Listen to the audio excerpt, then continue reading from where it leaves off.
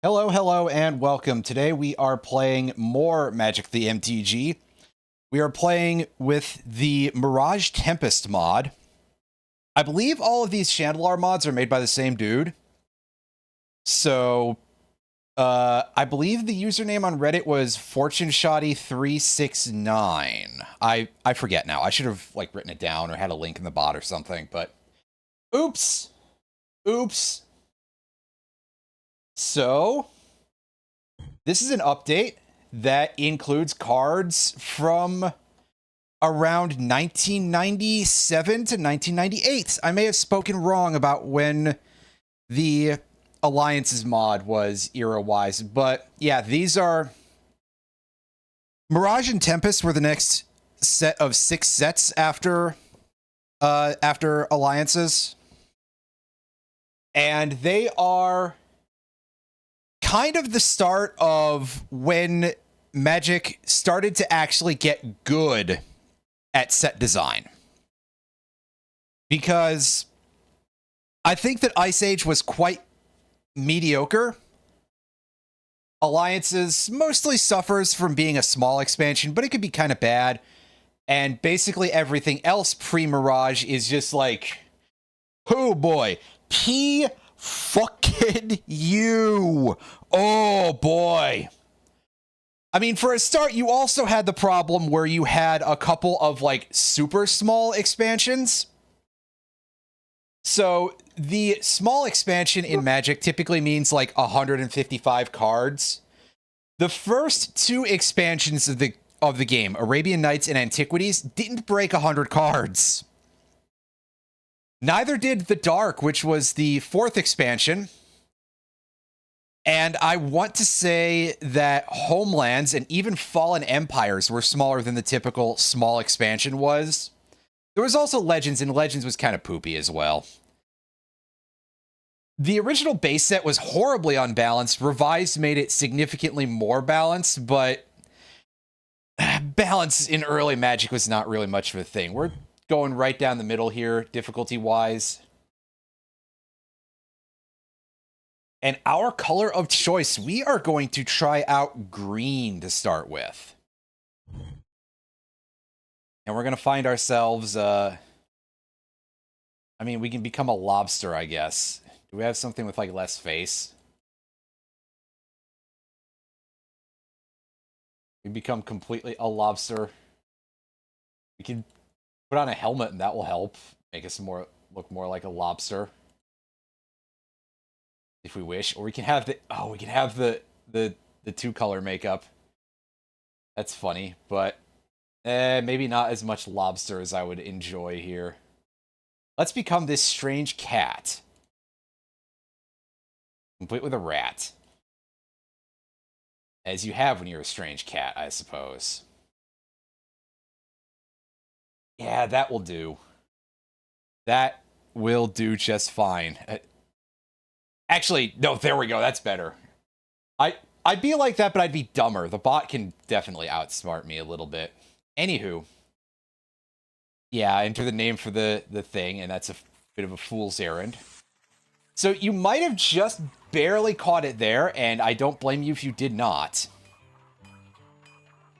That it did not say Shandalar materializing. No, it said Jamura materializing.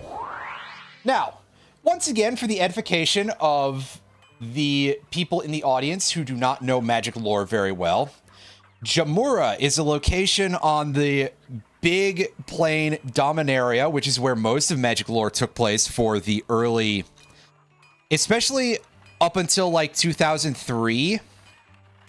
I think there were genuinely... let me do the math here, actually. 1, 2, 3 for Tempest block. Mercadian Masks was the only one on Mercadia, I believe. I don't think Nemesis was, and Prophecy was not. So that's 4, and then 5 for Arabian Nights. So up until 2003, which is about 10 years worth of Magic the Gathering, average that out to about 40 sets because I can't remember the exact number off the top of my head. 5 5 took place anywhere other than Dominaria. And Jamura is an area in Dominaria where basically that's where all of the African-inspired stuff that you find is. So the Mirage block was pretty cool for the fact that you had a very large amount of African-inspired characters and names and locations and stuff like that. There's a lot of art in that era of people of color for any of the humans, and I just think that's kind of neat. Selfless Scoundrel, yes indeed, we are doing some slightly more modern cards than I was looking at before. How you doing? Hope you're doing pretty good.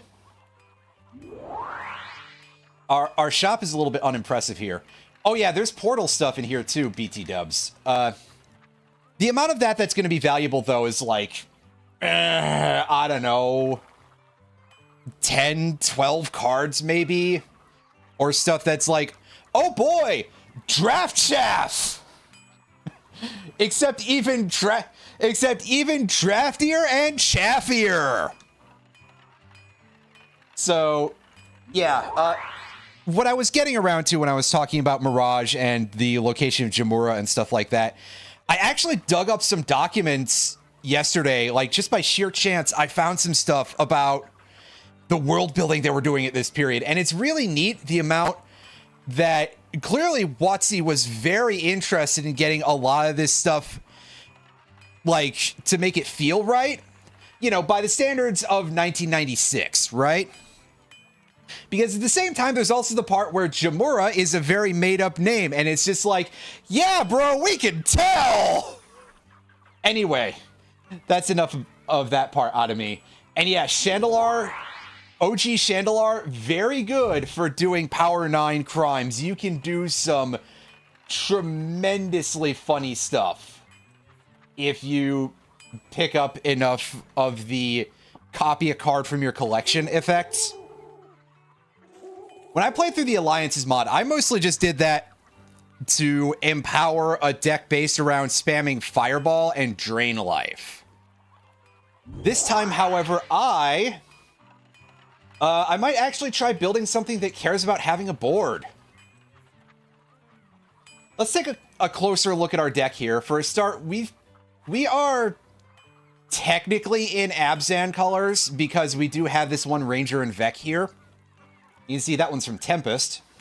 So for all that I was talking about the Mirage locations and stuff,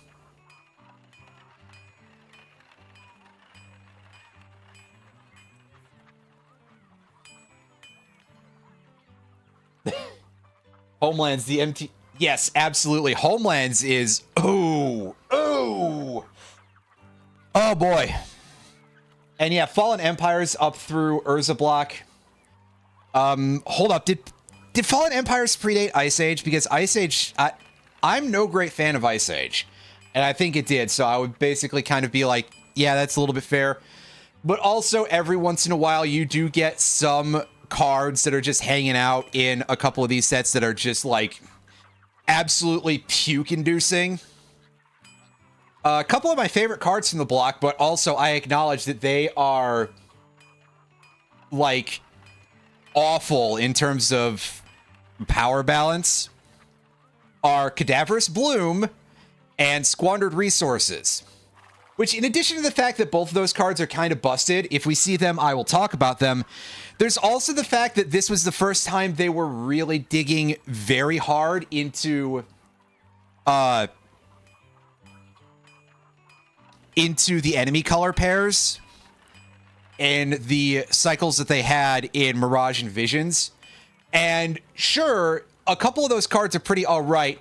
And then you look over at the Golgari cards from those, and it's just like, oh my god, you way overtuned these. They probably didn't realize, though.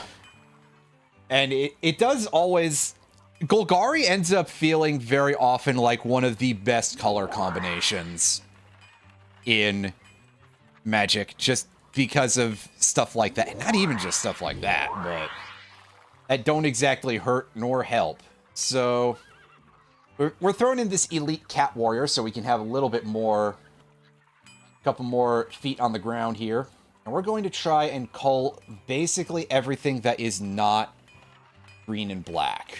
Or, you know, purely green and black, as it were. And we should be able to get away with this. What's our... Our land count is going to end up at 22 for 46 cards. That is more than okay. 47, pardon me. This is fine. This is going to be okay for the beginning of the game. I mean, there's going to be some cards in here where I'm just going to be like, actually, I don't like this too much, but it will do. And yeah, Ice Age had Necropotence, and Jester's Cap. Jester's Cap has fallen off. Necropotence is still kind of this gold standard of sorts. Although I think Necro has probably fallen off a little bit too. But Hymn to Torak is still nuts. The Painlands are just like kind of A+ utility, really. I'm keeping this hand. 4 lands is like, that'll do. Yeah, plus Seeker of Skybreak can let me untap a creature if I need to. Mischievous Poltergeist. Yeah, I was just looking at that recently, actually. Oh, yeah, that is a... I was about to say, is that a 5th edition artwork? Because it looked like it from Tony DiTerlizzi's art style, but... No, because that's supposed to be a ghost that's haranguing Sisay. A poltergeist, I suppose, specifically, but hey. And you go get yourself another forest.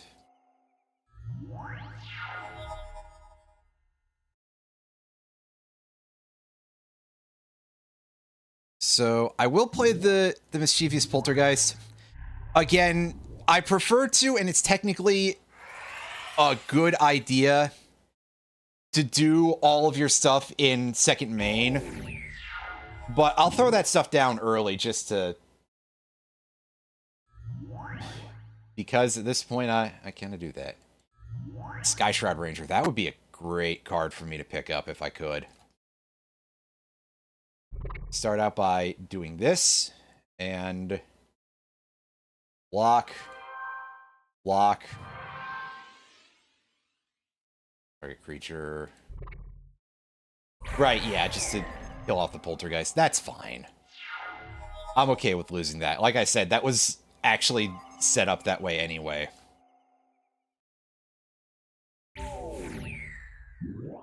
we get to play Chub Toad. This classic. They did a sort of a remade version of Chub Toad recently. I forget the exact name of it, but it's basically just the same creature, except A, much cheaper, and B, it uses Bushido, which is basically what that ability is, but it was unsurprisingly never keyworded as Bushido because it doesn't make sense for some random toad. So, let's take a quick peek at our cards here. Wood Elves are real good. I actually kind of want to just grab this set of cards for that. Especially because the Phyrexian Tower dungeon here... Oh, they updated the dungeon names. That's cool. I don't think these are going to be of huge value to us right now. Manifold is cool, but we are not in either blue or green, so Mystical Tutor and Wheel of Fortune are kind of not useful to me right now.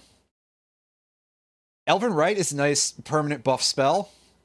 And Serene Heart is probably the one that's not very useful. So that's fine though. We'll take it for the other stuff.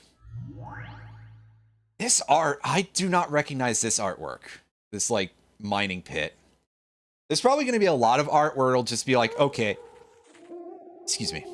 Where it will just be like, okay, I do not recall exactly where these are from. In fact, some of them look so modern that my brain is just like, oh, those aren't actually recent, are they? Yeah, we'll throw that in there. We'll sell Serene Heart for the 60 gold. It's not like Bogles exists in this period, so I don't have to worry about that. We must go east to visit the people of Monvuli Tower. They will reward us with a black amulet.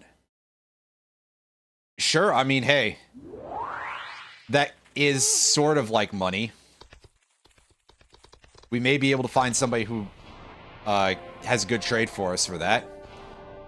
Ooh, treetop defense. That is kind of alright. I do get a big nostalgia rush from seeing any portal cards, though. Even when they're on the not very good side. Because that's around when my brother and I started doing anything Magic related. I didn't really play at the time, but I did have like a couple of the portal stuff. I could probably try using my words correctly, but yeah, good luck getting me to get anywhere with that. So Portal was a set oriented toward people who are starting the game, starting to play for the first time. It was supposed to be like an instructive tool, and a lot of the cards are, well, let's be quite honest here, a lot of the cards in Portal are shit.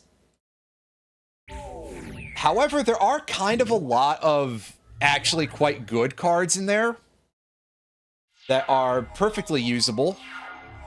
One example of which being Cruel Bargain, I believe it's called, which is just a direct copy of a card called Infernal Contract. For those of you who do not know what some of these cards are off the top of their head... Oh, wow, you just blocked with your Elvish Archer. Bro doesn't know what flanking is. So, Infernal Contract costs 3 black mana, you pay half your life and draw 4 cards. It is a very high-risk, high-reward style of card. So, yeah. I have a very minimum of anything to follow up with that. But it's a pretty good card for a lot of combos in Eternal formats. And Cruel Bargain is just copies 5 through 8 because it's the exact same card, it just has a different name. In fact, hell, I think it may even...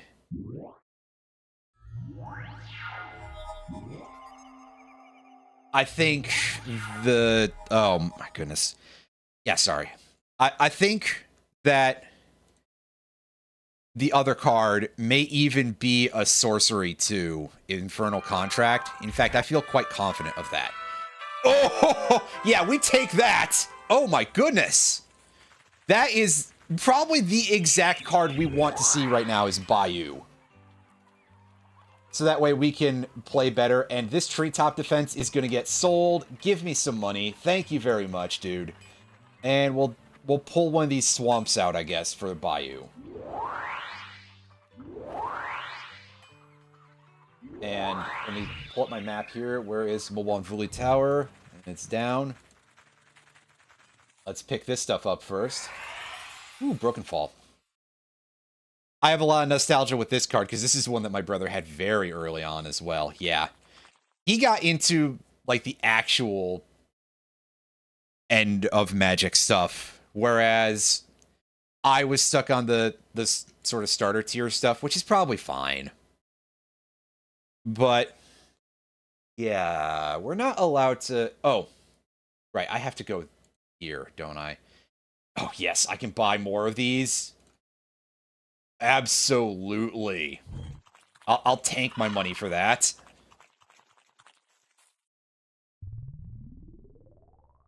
Get this medicine bag. Okay, 1 discard. Generate target creature. Not useless, but I don't know that we have a lot of the things that we would want to combo with that. Other than just like, oh yeah, I can put creatures into like squeeze plays and just be like, hey, yeah, I can trade a card for that thing. But I think quite often I would prefer not to. Loreweaver's Tower, which costs 2 red and 2 colorless mana to cast, is... It's not Chaos Charm. Chaos Charm is a 1 red. I could go cheat for this, but I'm going to just take a guess right off the top of my head and say Craven Giant. That seems familiar. Oh, never mind. Disregard that. My memory is trash.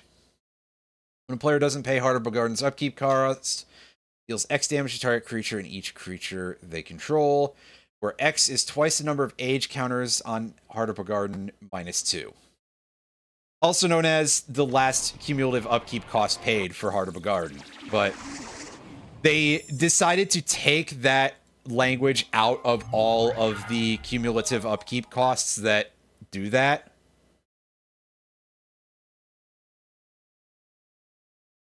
So now they all have that crusty ass wording where it's like, oh yeah, here's this explanation that's not good. Oh, I was banking on getting the Karu Meerkats out there. I didn't know I'd be drawing that Black Knight, so oopsie. I thought I double clicked. Maybe I moved off it a little bit too much. Oh well. Activating Elven Right. Dropping another Elvish Archers. Well, I'm continuing to not have combat phases, basically, for a minute here, whilst I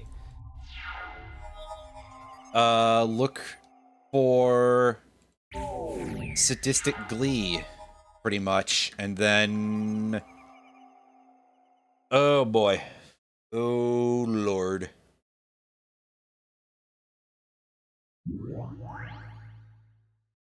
I probably could have set up Death Grip and gone from there, but nope. Oh well. We can play the Horrible Hordes. Great name. Unfortunately, they're getting hit by Verdigris. Yeah, this is a card that you'd probably look at this now and be like, oh, that's trash. But back then, point artifact destruction was very, very much a primarily red thing.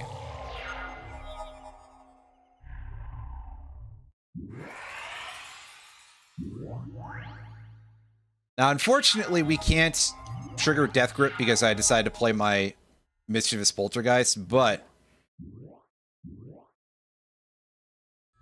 that's fine for now. We have this at the ready just in case.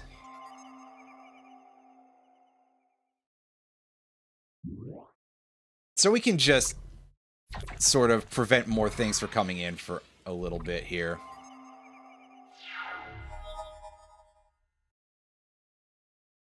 Fortunately, Elven Right is a sorcery, but I'll go ahead and I will activate it and just feed 2 counters to the Mischievous Poltergeist.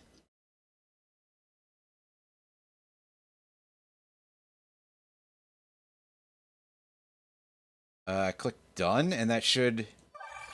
Yeah, okay. You can tell that my brain just kind of switched off for a second there.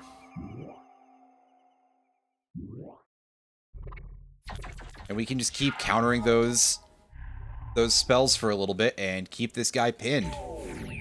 This is the most action that Death Grip has seen in this deck in... I think... And by this deck, I mean... I should probably word that correctly and say any deck that I've played. Yeah, far and away the best I've had in a while. So we've got Atlanta War Elves, which is pretty good. We've got Stalking Stones, which may actually come in handy for some of the more long drawn-out games. And we have Cindermarsh, which is kind of poop. So I'm going to take the Dungeon Clue because I see that Black Lotus in that list. Ooh, and I think there is the dungeon right now. Merit Ledge's Last Sighting. And you may be saying, you definitely don't pronounce the Merit Ledge like that, and you are correct. I don't know why I gagged it so badly. That Broken Fall is worth a decent chunk of cash. So I'm going to save before we go into Merit Lage's last sighting here. Eladamri's Vineyard. That is a thing that affects both of us in a duel, so that's great.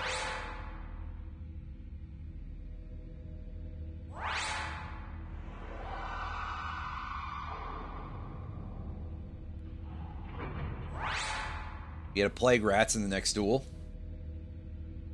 That's kind of just a completely mid 1-1. It's really just in my deck because I want more bodies at this point. I could probably get something better. In fact, there's a Cat Warriors in the one shop. I should just go buy that. And play that instead of the rats.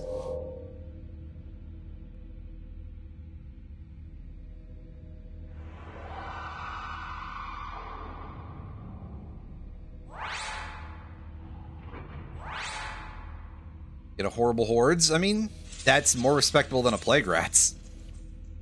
I think.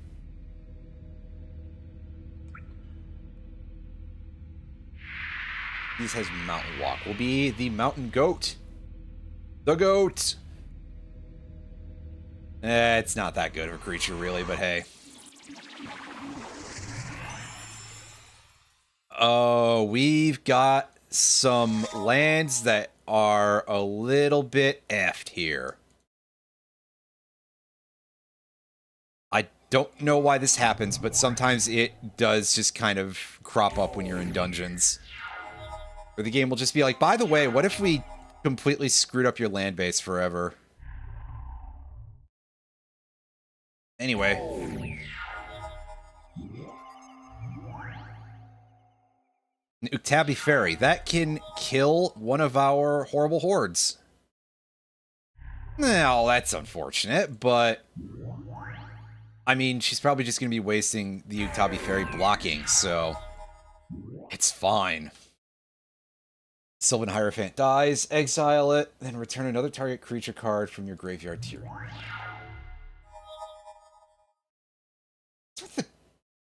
What's with the creature type order on that?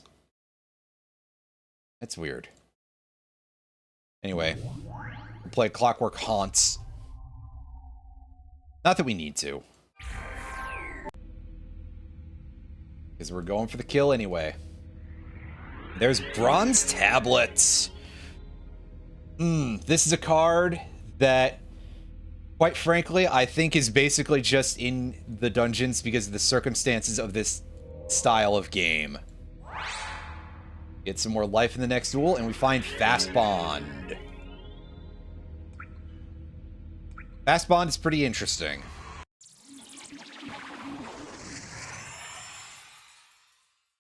I'm taking a maul on that one.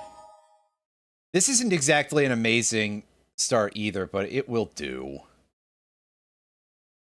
Play that. Drop a Tar Pit Warrior.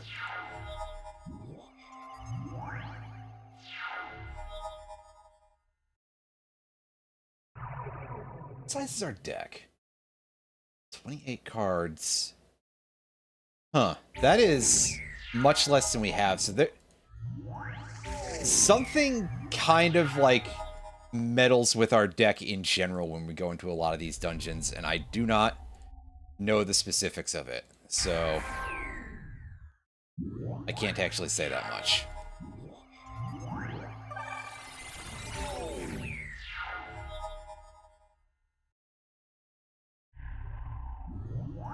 Play our Horrible Hordes, and I get to look over at this and try to decide what the gamble I want to take is, and I think it's going to just be that I do this. Volrat's Gardens. Tap an untapped creature you control, you gain 2 life, activate this ability only anytime you cast sorcery.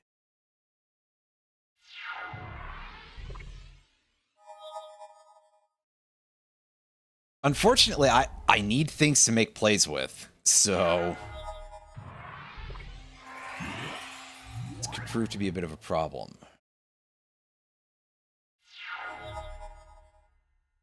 Yeah, I think I'm probably about to get the boot here because I just keep drawing garbage, and this guy is drawing actually good cards.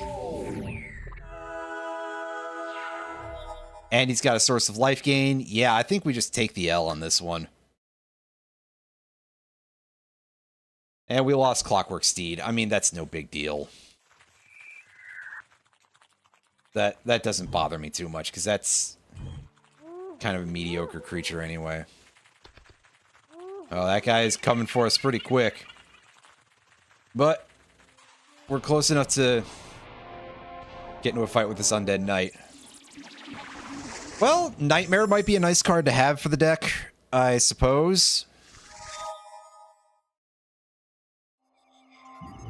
If my memory of this is as good as I think it is, which it's probably not, this guy is going to have a really fast deck. I played a version of this a while ago, and yeah, needless to say, the low-level creatures were all usually being the key word here, usually in possession of decks that were quite strong. Mostly by virtue of running so many small little weenie creatures that they just absolutely amassed a huge board at a speed that was, well, extremely fast. Here, I'll throw that out there to bait the Knight of Dusk in order to get some more damage in. That'll do. Strands of Night. Pay 2 life. 6, 1. Battlefield. Wow, that is very powerful, actually.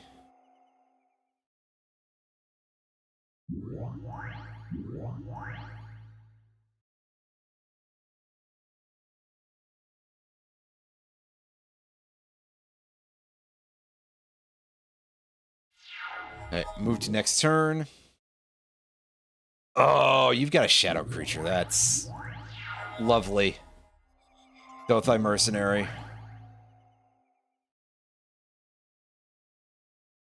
That is not great, because it can't block or be blocked, but then also it can pump itself too, so that's fantastic. Yeah, and you can see what happens there, just dumping all of that mana into it. Alright, let's swing in. I'm pretty sure that we get only like 1 damage. Oh, no, he took the fall for us. Contract from Below, Necropotence, Time Twister. I'm gonna take the Nightmare, though. Because that seems kind of good. That seems like that might help us out a bit. Put that in, and any land. Quite frankly, I don't think there are a whole lot that will help us out with our color combination. I mean, we grab Pine Barrens, but this early on, I don't really like Pain lands too much. Later, they're good. Later, they're good. But for where we are and when we are in the game, not as much.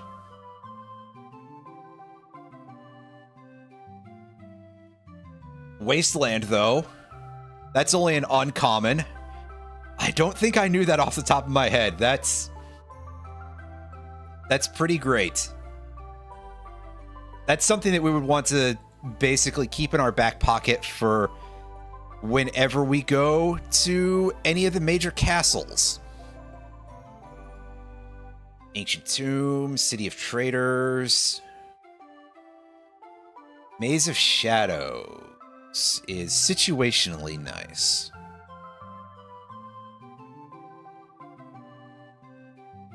Collecting Pool. Tar Pit. I mean, the Tar Pit is a fetch land, so that might actually be worth picking up. it's a fetch land in one of our colors too, so like we could really start stacking those and be able to replace some of our forests. I wouldn't want too many of them, even though technically we can use 4 of them in this deck. So, I mean, in theory, right now, we could fit 12 of these total if we were able to pick them up, but that doesn't seem like the smart play. That would slow us down too much. Ghost Town. What's this one again? Pay 1 to pay 0 to return it to its owner's hand. I don't think are there landfall creatures in this era of any kind? Obviously not tagged with the word landfall for unsurprising reasons, but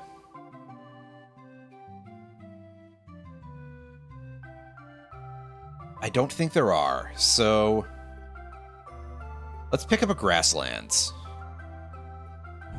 And what's your quest? You want us to defeat a cleric?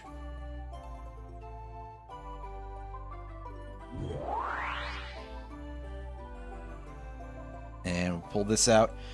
Who is the guy in the artwork intended to be, is my question. I think it might be Hakim Loreweaver.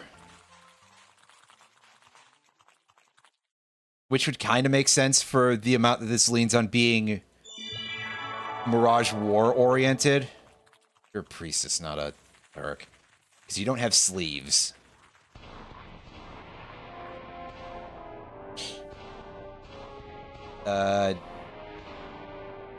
Yeah, let's do this. I wouldn't want to lose the mischievous poltergeist, but if that's what it comes down to, that will have to be how it goes. We'll play the Gazban Ogre, because that is going to work just fine for us for now.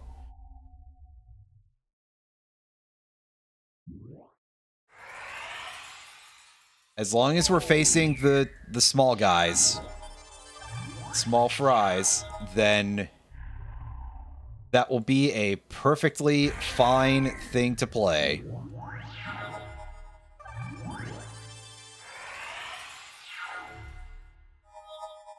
Oh, well, I know what's going to end up getting blocked this turn. For obvious reasons.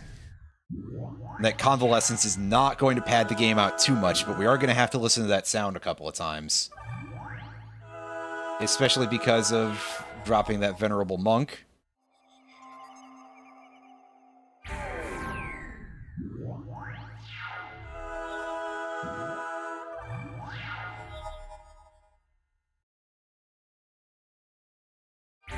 Keeper of the Light? Not that Keeper of the Light.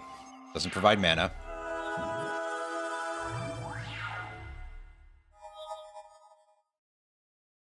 Okay, yeah, now for sure we can swing in with the Plague Rats to secure a kill. Yo, nice. Not good cards, though. Like, even among the standards, white cards were not very good in this period, but oh boy. We get a Soul Shepherd, which lets us exile creature cards from our graveyard to gain 1 life. Meh.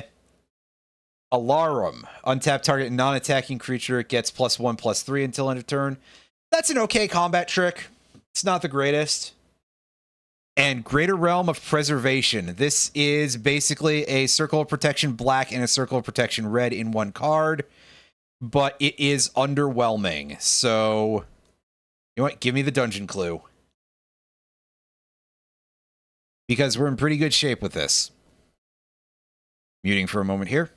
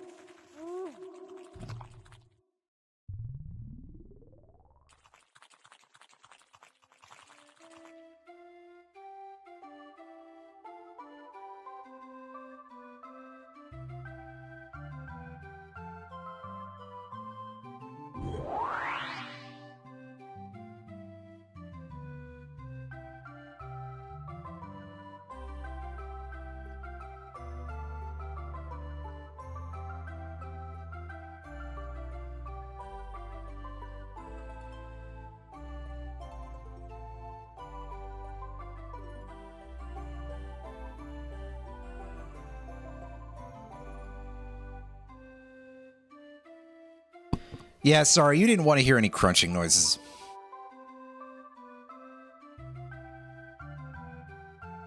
The top card of your graveyard. I don't know that that's very good. But the Throne of Bone is not doing much for us. This Mystic Compass is something that we can use to our advantage. Because we've got a couple of Landwalkers here. So we can buff them up in... And by that, I mean specifically to make them unblockable. Which is almost synergy for this part of the game. Not amazing synergy, but hey. Touchstone. Tap target artifact you don't control.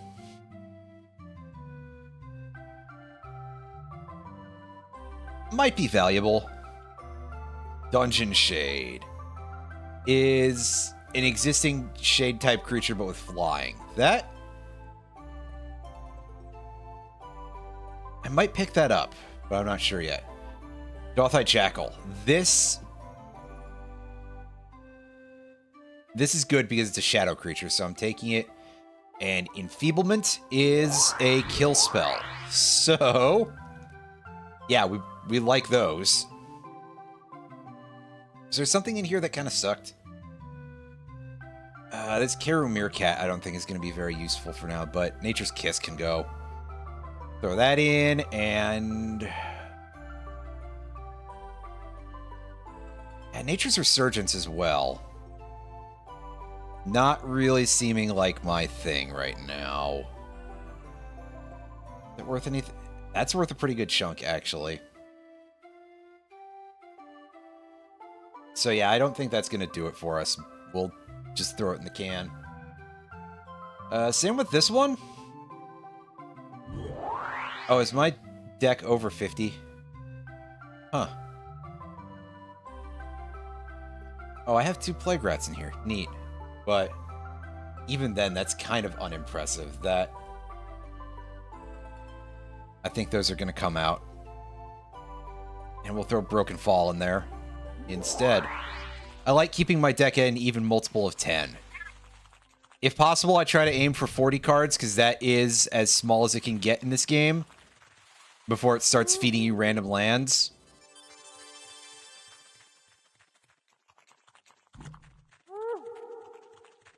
Oh, we ran out of food, so we are in slow motion here. Let's fix that problem real quick. It's in the shipwreck, just an island. Fair enough. I don't like anteing my Black Knight, but Ashen Powder is a very nice card. So if we can get that, I will be very happy.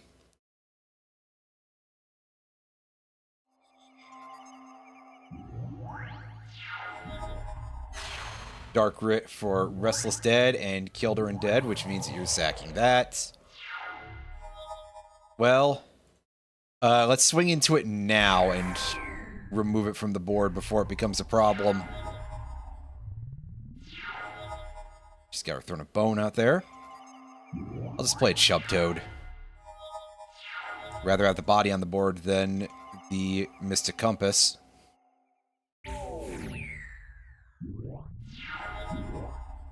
Play that. Skeleton Scavengers. So that is an interesting card.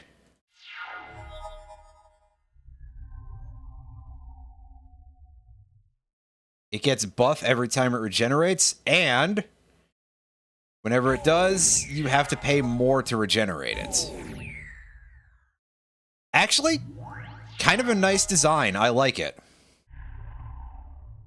We're going to eat this skeleton using Enfeeblement.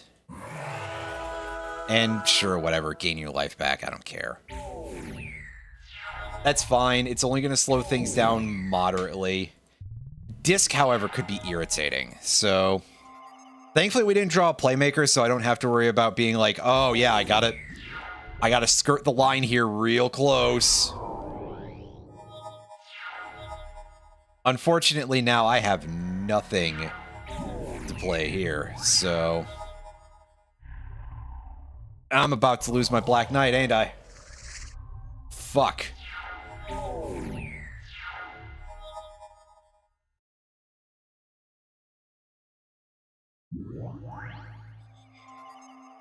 Yeah, I mean, Jor-El Centaur, that's something at least.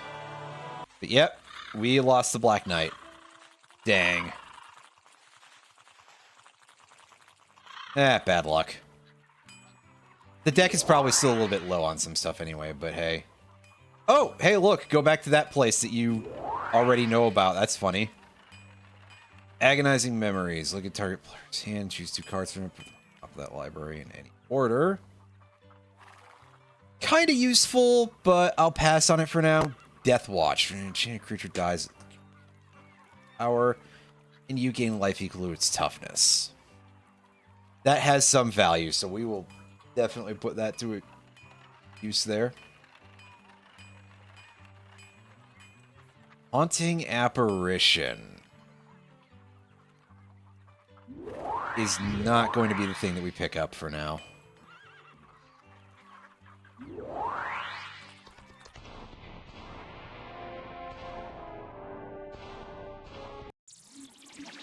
Tar Pit Warrior as our ante.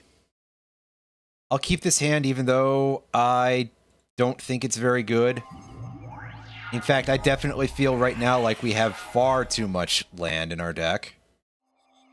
Let's do discard a creature card, return target creature card from your graveyard to your hand.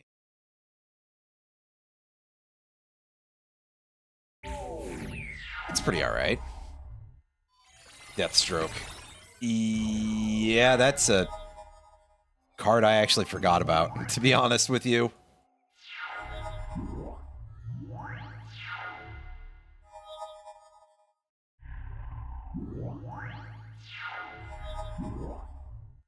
Bring that out.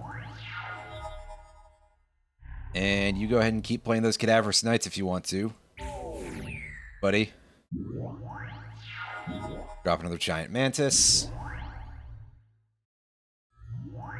Ooh. Yes, good draw. Good draw. Good draw. We can clear the way for ourselves here.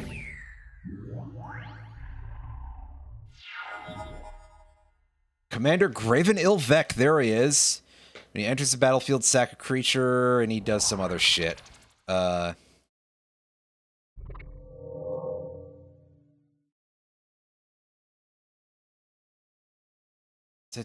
he's just that. Okay. So he just immediately dumped him into the graveyard for... Oh, no, because he discarded it with Tortured Existence. Right. Okay. I misunderstood.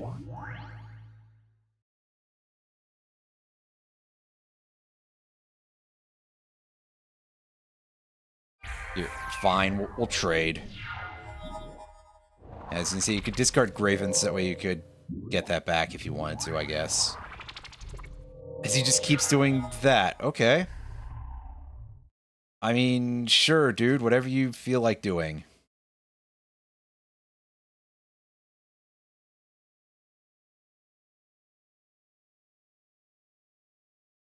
Swing here, and we get 2 damage in. Good times. And he plays Urg Raiders, because, of course, he plays Urg Raiders. That's one of the things this deck always loves to do, the Undead Knights, is they just enjoy always being able to cast Urg Raiders. We'll do that, and... Yeah, okay, so he's regenerating one of them, but the other is dying. That's okay. As he's gonna goof around and do some stuff like this. And we will just beat the pants off the Urg Raiders. He's got 3 creatures in play. Which means that we're gonna get nothing through here, but we're gonna clear his board. Oh, no, he's just gonna take the death instead. Okay. That's a strange way to do it. Well... I think our dungeon of what is left of Krug is going to be the target here, but let's take a look at the cards anyway. We've got Knight of Dusk. We've seen that already. Frozen Shade, which is basically Dungeon Shade, but with no flying, and worse starting stats because it's an 0-1 instead of a 1-1. And Megrim. Megrim will be a really great... Megrim? This would be a really good... It means migraine. It's a really good card if we have discard strategies going, but we don't right now. So, take that dungeon clue. West of Teferi's Forge. Gotcha. There, I was going to say there's a big boy over here who's currently stalking the parapets. It's not worth very much. I don't know if I'm going to use it or not yet. I would like this guy to stop, like, guarding this so heavily. There we go. He seems to have pissed off. That's great. Now, back we go. We're rewarded with a pretty decent black amulet. Spectral Arena. Okay. So, this, as we've seen before, this is a fight. It's no harm, no foul. If we take the fight, we have a chance to win these cards. If we lose, we don't lose anything. And in among what this guy has, we have Pirate Ship, which is a really bad Prodigal Sorcerer type creature. We have Mana Severance, which lets us search our library for any number of land cards and exile them. And we have Escape Shapeshifter, which is a 5-mana 3/4 that gains abilities based on the opponent's creature. It can gain Flying, First Strike, Trample, and Protection from any color in order of whether or not the opponent has any of those. So, we're not talking about truly high-value cards here, but again, it's fine if we lose.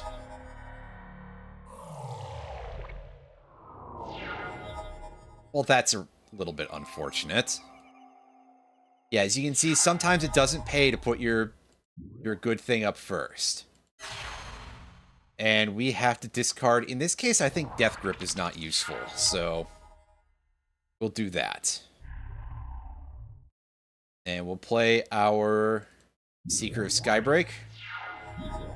Pass turn. And we have to sack a creature. Oh well. Play the Keru Meerkat. Got something for this too. Abyssal Gatekeeper. When Abyssal Gatekeeper dies, defending player each player sacrifices a creature. Pardon me. I thought it was only a single player, so either way, it's a thing that you don't really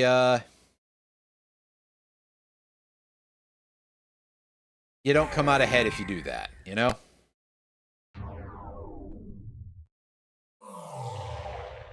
Yes, that's the board clear again. So we get to play our Chub Toad. And he is making us discard again and activating Dark Writ to cast Breeding Pit.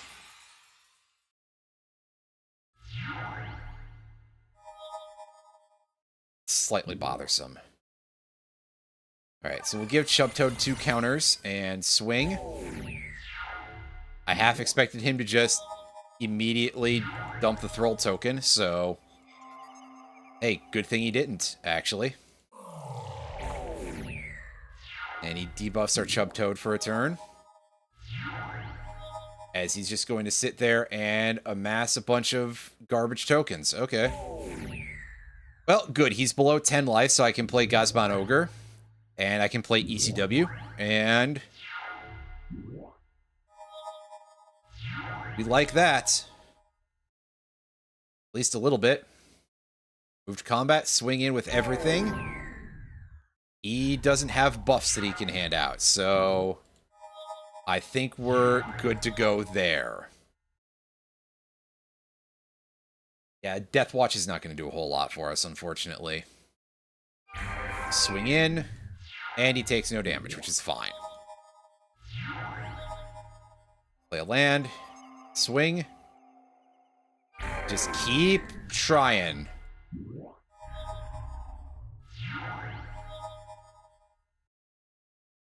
But I think we've got the win here. Although he did have one land untapped. So there was always a chance that wouldn't bear out. Yeah, Mana Severance only costs 2, and Pirate Ship we can see now. It's got can't attack unless defending player controls an island. When you control no island, sack it. And it costs 4 and a blue. It's a 4/3 also, because blue isn't allowed to get good creatures that are, like, on rate. So, yes, keyword to Island Home for about 5 minutes in 1997. Cards with the ability listed as Island Home were printed in what I believe was only Weatherlight and 5th edition. If I am not mistaken, that it was not used after that and they dropped the keyword because it was so rare, but also nobody was really interested in playing them because it kind of sucks to play. So we've got a couple of interesting things we could pick up in theory here. Gothite Cutthroat. Destroy target creature with shadow. I mean, that's kind of helpful, actually, but... Gothite Ghoul. Whenever a creature with shadow dies, put a counter on it. Yeah. So, kind of similar to Cabal Ghoul from Arabian Nights. Yeah, Island Home was much more of a flavor-oriented thing. And there were never any other land home abilities. The only other creature that had that sort of mechanic was... I think it was called Bog Serpent. It was a plane-shifted... color-shifted card from Planar Chaos, I guess would be the better way to put it. Gothic Horror can't be blocked by white creatures. So, here's a creature with double evasion and 2 very situational, really. But, granted, there's really not a lot of cards with shadow, so this is actually kind of a good one up here. Marauder. This might be one to pick up just for its sheer strength of body. Gothic Mercenary is also a good one because this is basically an Order of the Ebon hand, but it can shadow through other creatures. Gothic Slayer. This is one of the small number of cards that I remember having from Tempest. And I didn't realize at the time, but that's actually kind of good. Just because this is something you want to be aggro with anyway. Gothic Trapper. Tap target creature gains shadow until end of turn. Kind of useful. Gothic Warlord. Now, if we had more shadow creatures, this would be really good. I guess it depends on how much it costs to start building up shadow cards. Gothic Embrace is the one that I want. Yeah. This is kind of nuts, actually. I would be surprised if more people don't play this at, like, kitchen table sort of level EDH. Because, yeah, just 2 mana to make a creature unblockable, or make a creature that unable to be blocked. I mean, the latter one is less valuable, but just giving creatures shadow is kind of strong. Especially to have it be a repeatable effect. So, I'm going to grab 2 of those. Dark Privilege. What's sack creature? Excuse me. Gotcha. And again. Okay. Marauder is worth 50 coins. We might just load up on Shadow and basically go mono black as fast as we can. Unfortunately, green does not have any actual shadow support whatsoever, for reasons that are perhaps understandable, but it does still make me a little bit sad in this case.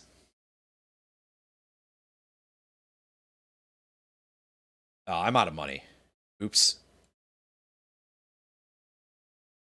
That's alright. It's because there's so much stuff for me to buy here, actually.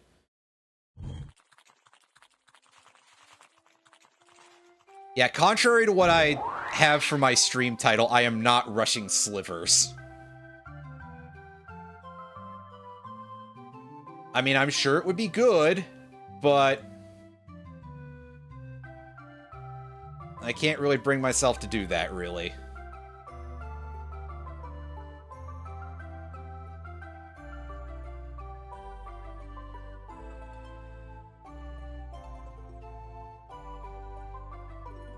So now I have to rearrange some stuff just in general here.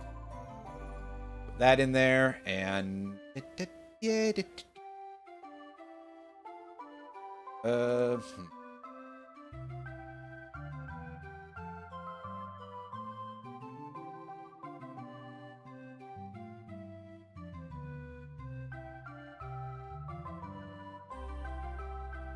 Actually, I think I'm okay with this for now. It's not the best setup anybody's ever seen, but I think it's probably playable.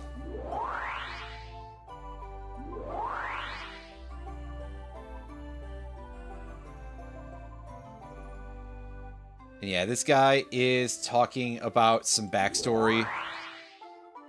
Alright. Now, Perry's Mill is down there. We might be able to get over there.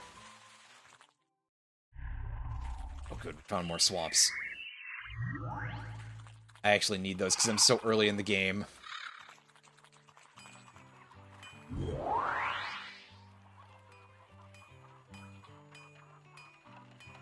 That guy might be usable. The pirate ship is kind of not.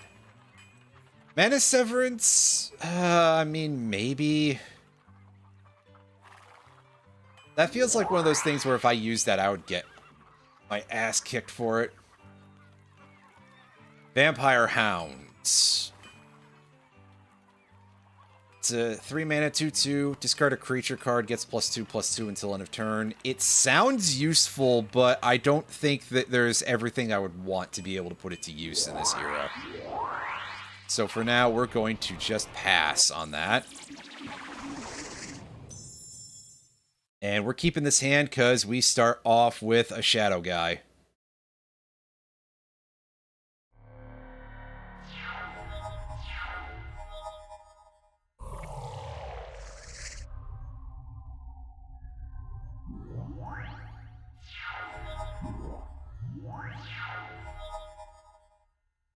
You've got some Urg Raiders. I'm not really that concerned about that, though, because I'll just buff the Dothy Horror and go for getting got by Deathstroke. And also, forgetting to play a land for turn. That is a new low for me. No, actually, I'll keep the Wood Elves back in case I need it for something else later.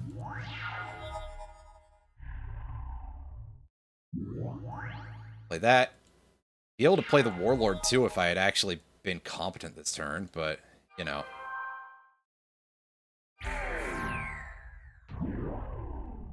This hex deals 1 damage each non-black creature. Additional 1. Ooh, rough. Yeah, I think I'm just kind of getting mugged here.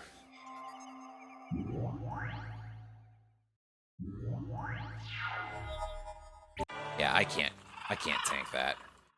So we lost a Broken Fall, which annoys me more for the disruption of my number of cards in deck. Get Gin of the Lamp, Gem Cutter's Guild. Me buy amulets for... I don't have money for that. Are you kidding me? Sell that. Gin of the Lamp is not worth very much, and that's because it's honestly underpowered. I mean, it's Mahamoti Jin, but worse. So what do you expect, right?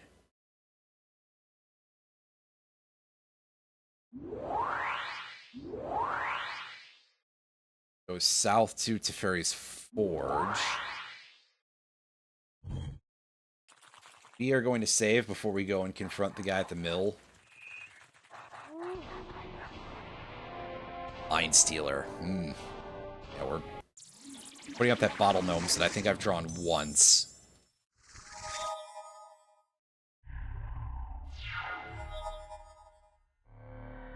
Play Mountain Valley. Oh, fun. He's got a millstone. On the other hand, we do have a lot of shadow dudes to start with here. What did I get chucked? Oh, it's just a couple of basics. Big whoop.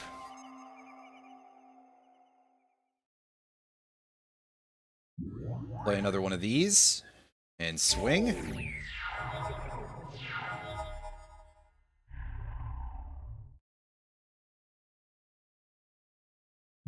Play Belthay Embrace. And I mean, the amount of value that adds right now is kind of low, but hey. What did I dump? Oh, I dumped a Marauder too. That's unfortunate.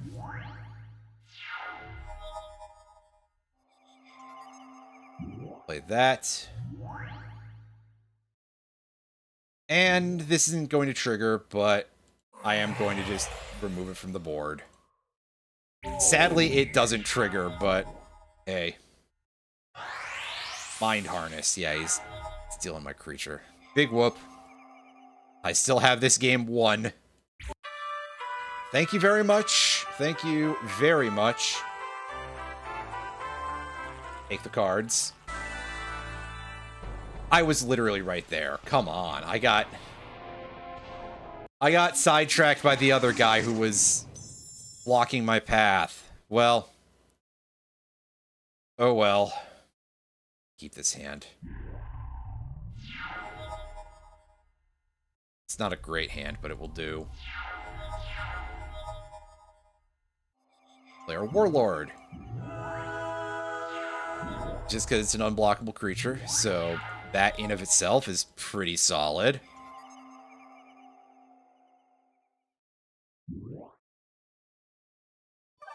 Give it some permanent buffs, and swing for 3.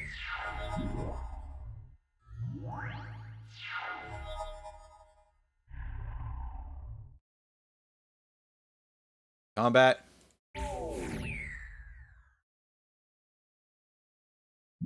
Play ECW, and play the Gazban Ogre. That's a shame. It's alright, I think I've got this. Even with giving her some life back. Maze of Shadows, well... I'm not really hugely sold on either of those. Give me the dungeon clue. Life loss carried over. Yeah, as expected. Orcish Aura Flame permanently in effect. Whoa. Oh. Hold up. Save.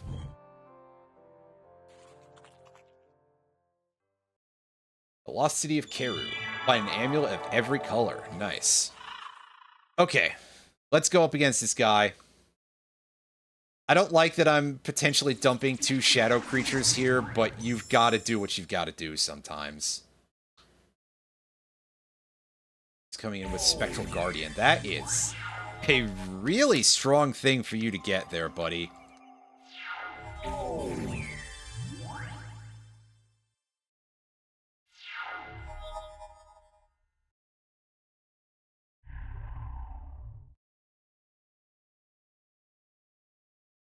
Our Keru Meerkat. Oh, man. That is extremely rough. I just kind of got folded like a cheap table.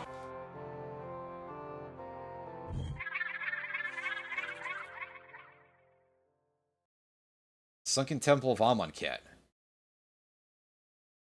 It's 1 green and 1 colorless to active. The cast is not Recycle, not Call of the Wild, not Primeval Force, is Spike Soldier, I would guess. No, it's... Well, that's slightly embarrassing, but... Let's go up against this guy again, and...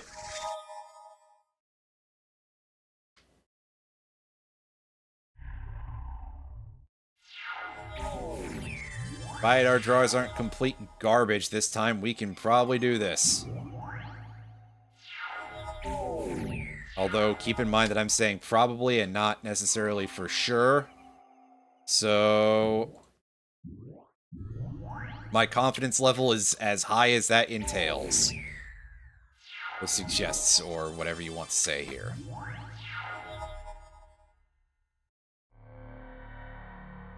Tar Pit Warrior. Get out there, dude. So that way you can eat a very strange choice of spell being targeted at you.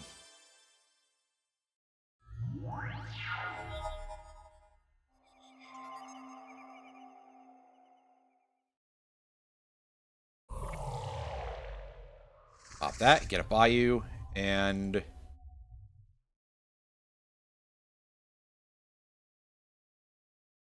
of these do we kill?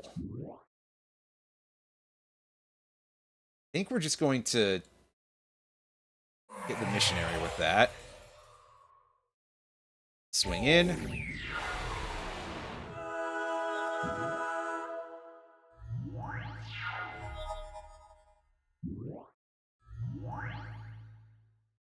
Play that.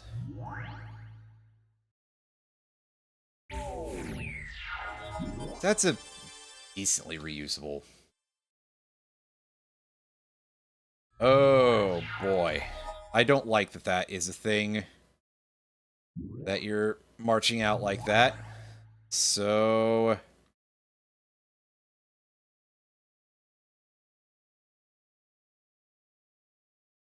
I'm going to Death Watch it and see if... see if this fools him, but it probably won't.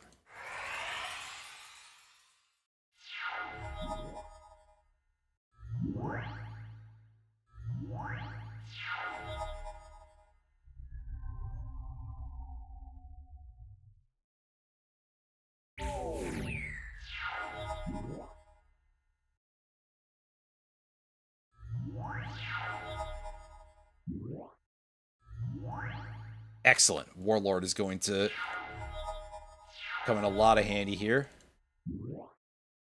Play the Horror. That one can just straight up not be blocked for this field, so that's great. I will gladly swing the Warlord in here. Go ahead and kill it. That's fine. Yeah, nice 4-life swing there. Well. Yeah, it was. Apparently I didn't actually gain any of that, though. That's odd. Well. I now get to enter into a phase of this that I call rather annoying. Because, yeah, he's just going to keep activating Keeper of the Light and all these other things that keep buffing in his life total. I have to do a lot of this fairly boring back and forth, but I think we have it now. Yeah, we had 8 damage on board, so that's the mill freed. That's pretty great. But with that, I will be right back, everybody.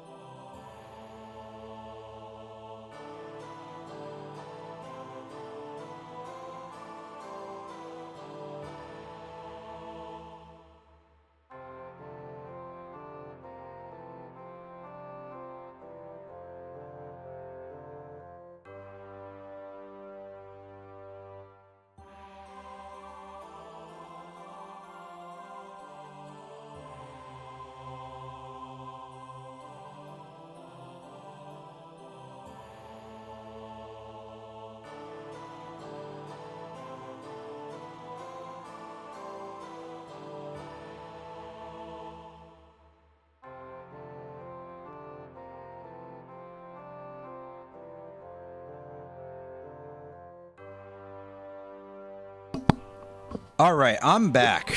We've got this card that I don't recognize offhand. Oh, it's kind of bad. Okay. Sacrifice Thrall Surgeon. Look at target player's hand and choose a card. This card's a card. I mean, that's usable, but not tremendously. Take that.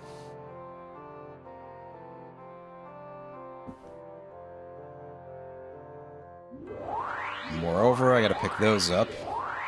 So what can we get here that would be actually useful? I guess we'll start with the rares and have a look. We can get Coat of Arms, which, at the rate we're going at here, this would actually be super strong for us. Jet Medallion also, but of course we can't buy any of those right now. Howling Mine is always nice. Horn of Greed is something. Jander's Saddlebags is a card that probably doesn't need to be rare, but it's here. This is a card that really doesn't need to be rare. Let's take a look at our uncommon options, because we can actually pick up one of these if we wish. Phyrexian Vault is sack a creature, draw a card. Okay. Excuse me.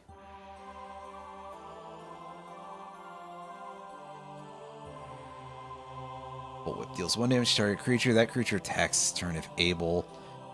Is an excellent removal, repeatable removal ability. I think I prefer it to Rod of Ruin.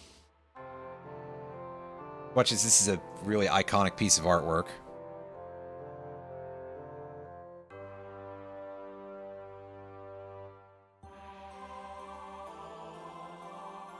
Versus Bauble lets us draw. There's not really a lot of common artifacts, huh? I mean, I guess there's some common artifact creatures.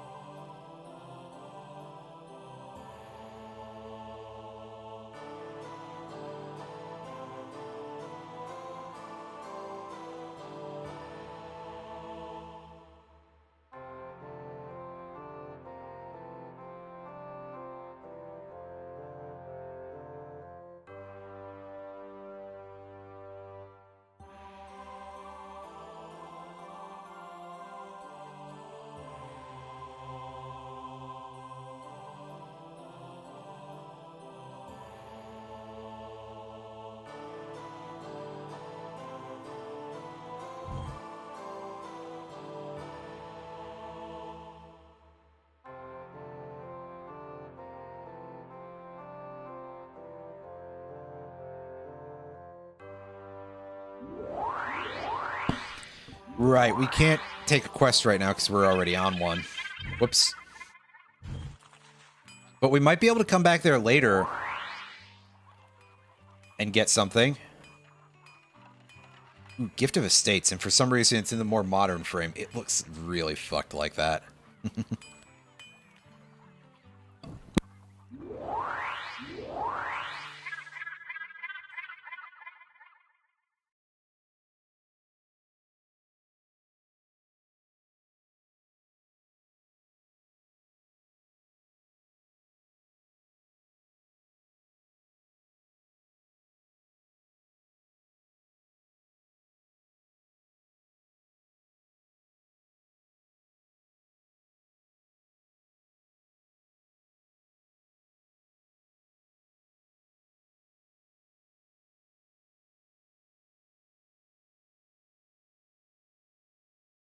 Actually, we're going to avoid buying things at the gem shop for now because we want to preserve our good stuff.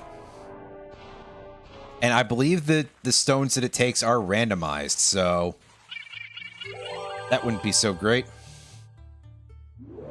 Blue amulets for white cards. That's not doing much for us right now.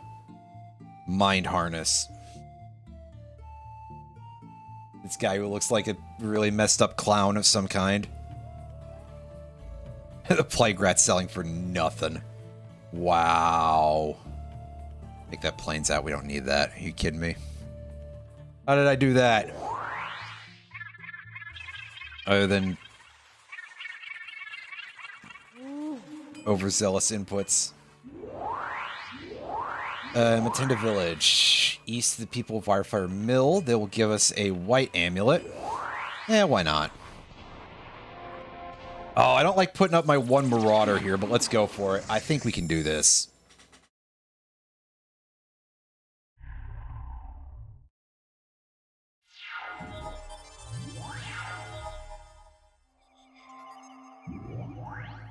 Yeah, thankfully, even if this dude starts breaking out any shadow creatures, we can get in with this for free. So...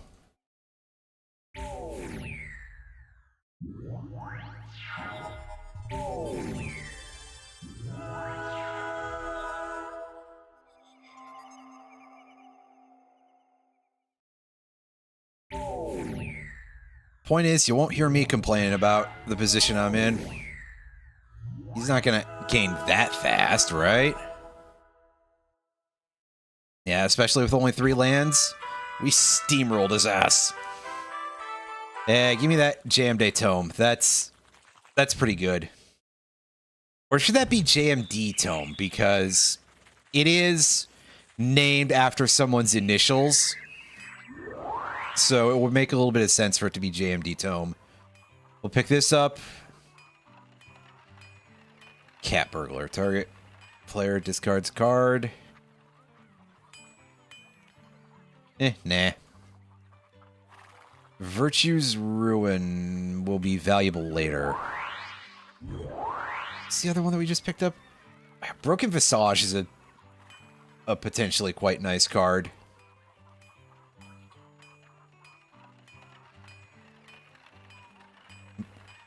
Where'd I get this Iron Claw Orcs from? Whatever. Get in the garbage.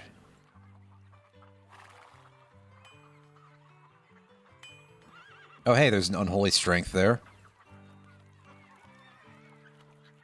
I think it was just a Swamp that I picked up.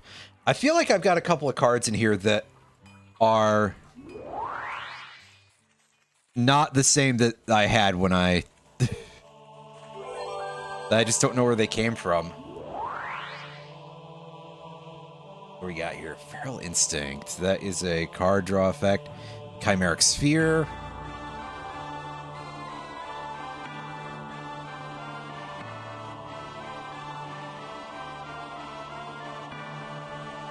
Felton's Cane.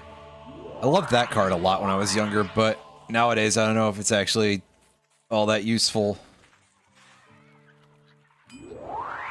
Merfolk Shaman for a blue amulet. I haven't even seen any of those Chuckleheads spawn, so I'm going to give that a bit of a pass. Down to the shrine here. Green amulet for black cards. I've got all of 1 green amulet, but I will gladly burn it if I can find myself something else to get into. Unfortunately, Dothai Warlord is an uncommon, so that's slightly sad, but Slayer is a common. Marauder is going to be the one that I pick up, though, because, yeah. That's perfectly fine by me. It's a giant caterpillar, which I think I've drawn literally once. And it's been useful about that many times. So, yeah. Let's pull a Grasslands out of here in favor of a... I said pull a Grasslands out in favor of Bad River. So that way I can tutor up just a regular swamp, depending on how I draw the cards. Defeat the Crusader, who has been menacing. Let's do this.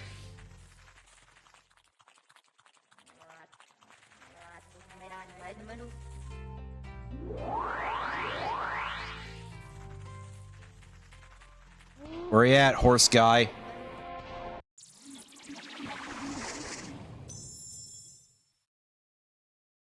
Oh, this hand is awful. No, I'm taking a mulligan on that one. Oh shit. Disgusting. That can stay on there, actually. I'm trying to skip. I don't have to put the card on the bottom, you know? Using Hope Charm on yourself to just gain life right off the hop. Oh my god, really? A turn to Wasteland out of a creature like this. Wow. Alright. Okay. Alright. I love it. Let's dump a couple of these out here.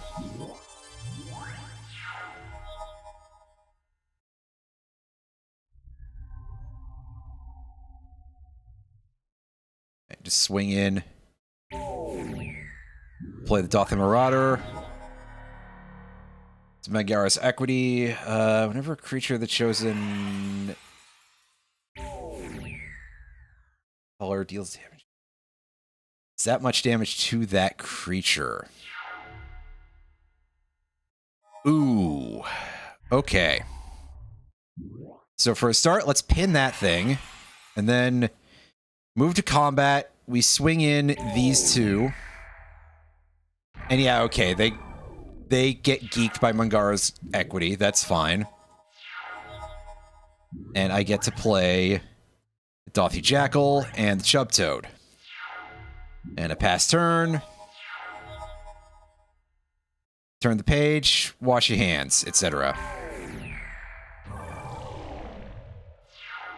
That's fine. The Ghoul is at 4, so I think I've got the swing here. What about Dilbert? No, his name was Filbert from Rocco's Modern Life. Then again, the D and the F key are right next to each other. Yeah.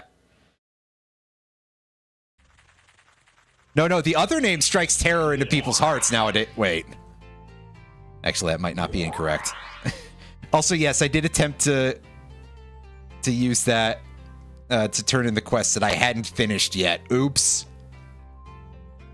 Don't. Well, I'd say don't look at me, but it's too late. Everybody knows already. Oh.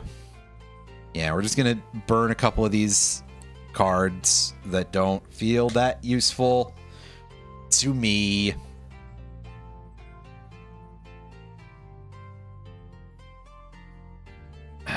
Gazban Ogre can come out of there, and we can put in an Unholy Strength, pardon me.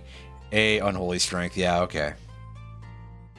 I think now is probably when we want to start pivoting our land balance here. Because, yes, we are...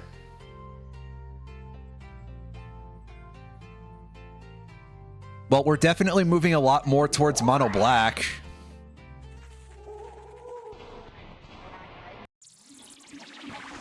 Because this, like, spam shadow creatures thing is seeming like it's kind of good. Oh, please don't wasteland me turn 2. Seeker of Skybreak is not really the creature I want to throw down for this, but okay. Wall of Nets. Oh, well. Had to happen eventually. I know how this deck is now.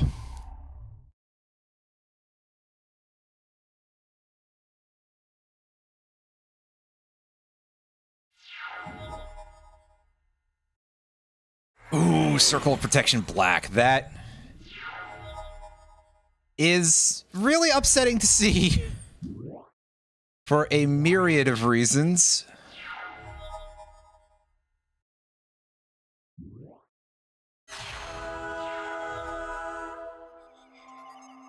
I'm going to have some problems busting through that. In retreat.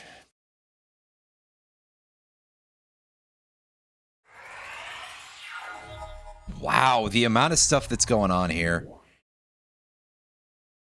Also, I'm just kind of sitting here thinking that I'm going to have to get through this wall of nets eventually, right? Oh, fuck. Again?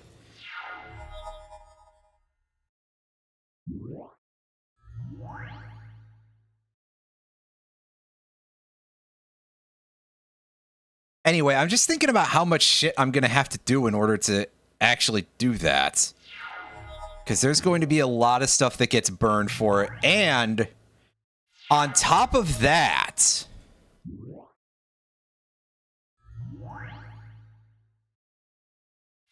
I'm basically going to lose the creature that I end up feeding to it in order to accomplish that. So that's not great. On the other hand, we can do this and... yeah, nothing happens, but she wasn't going to use her Circle of Protection because she would take more damage from Ancient Tomb. So, to do this, we're going to put 2 counters on the Chub Toad. Hit done. And then put 2 counters, well, rather put Unholy Strength on the Chub Toad. And swing. I was going to say, and she's just going to block with Wall of Essence, isn't she? Oh, well, that's quite rude.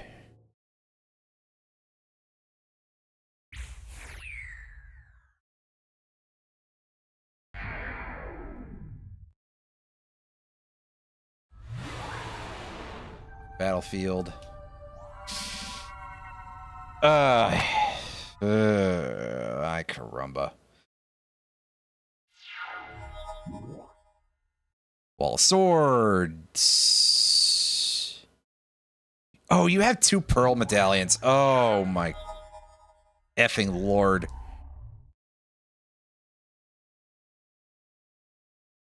I hate that. Well, Sadistic Glee on the Dothy Ghoul.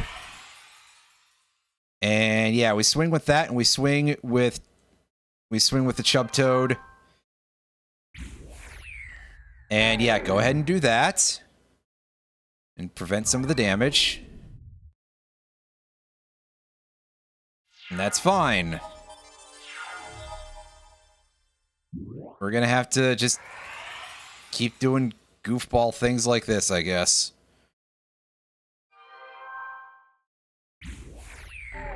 Yeah, now she gains like 5 life from that, rather. Gains more life. What a very fun deck to play against. Now, unfortunately, I can't give the Tar Pit Warrior Shadow because it will just die. But I can do things like this, and...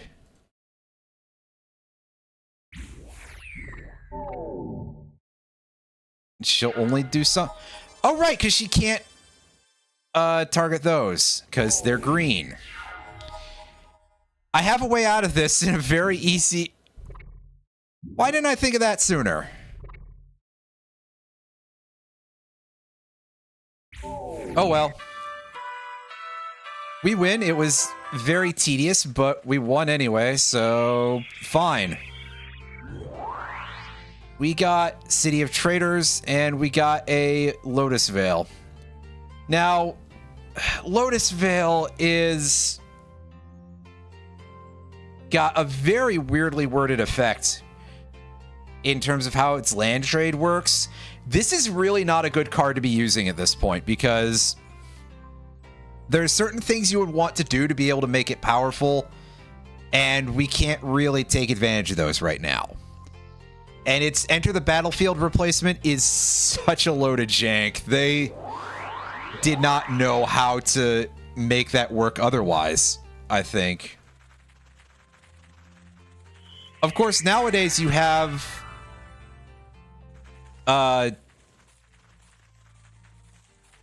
the other one, Lotus Valley or something. And that is a card that is... I believe you can stifle the effect, basically. Is what I would like to try to get around to pointing out. And that is kind of sickening, actually. And play our horror who cares not for any of the white creatures involved here.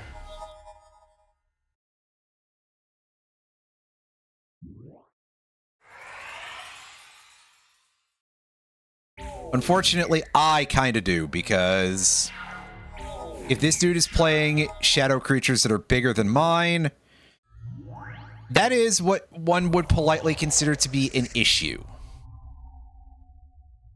Oh, I forgot to swing. Whoops.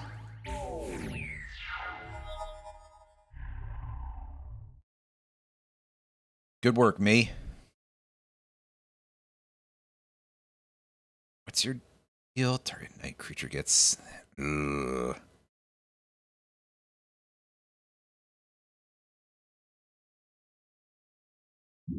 We'll play that, and...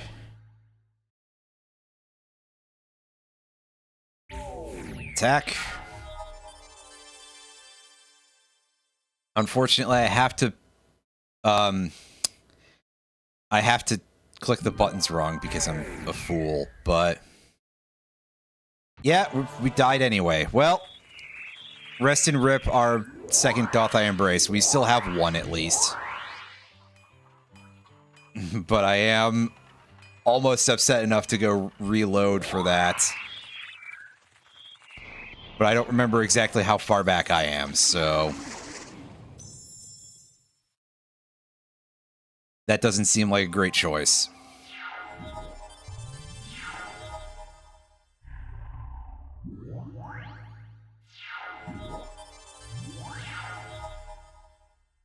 Play Predatory Hunger on our first Doth I Warlord.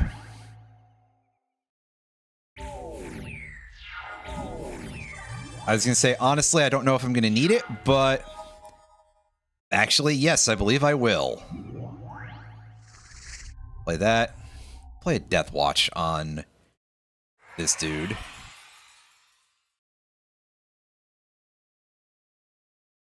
Oh, right, of course our... of course our Warlord is tapped because, well, not anymore he isn't. I was gonna say, but if this dude plays a creature, then that will change.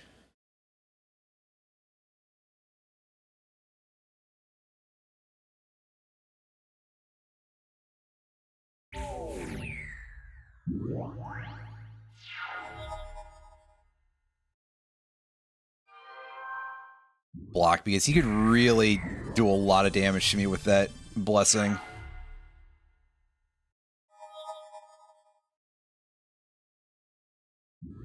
Oh, terrible draw. Terrible draw. But we win anyway, so big whoop.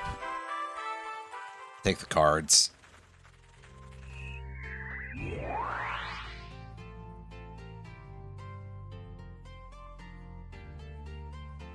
Winds of Wrath. That is a very powerful board wipe. In the right circumstances, you can basically make that almost one-sided, I think. There's an Elvish Warrior attacking a Kundu Keep, but I am not interested in that right now. I just want to find this guy and give him a fucking swirly after last time.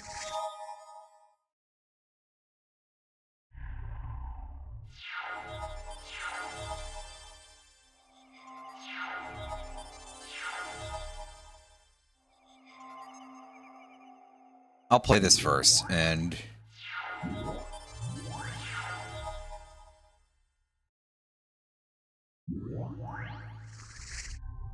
we will start playing more toolbox-oriented creatures afterwards, after we can start getting some damage on the board.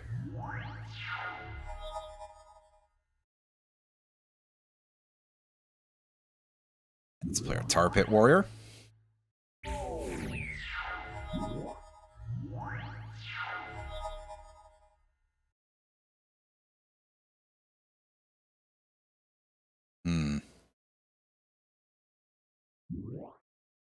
Let's just do that. Swing. Oh, and he's casting 2 reprisals on it. He wants to make absolutely sure I get the message, right? Just like, listen up, motherfucker! And I just had to sit there being like, okay, I don't think it's necessary to say that, but I'm not your mom. I'll play the Bottle Gnomes, and we'll play Seeker of Skybreak. He's not going to be able to remove Cursed Land by the time his... Yeah. But it was sort of a just-in-case moment there. Hooray! We did it, we did it, we did it. We can go over here, and we can start picking up...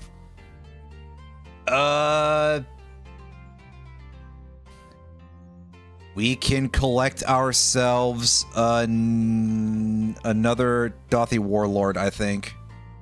As much as I want to get Embrace back,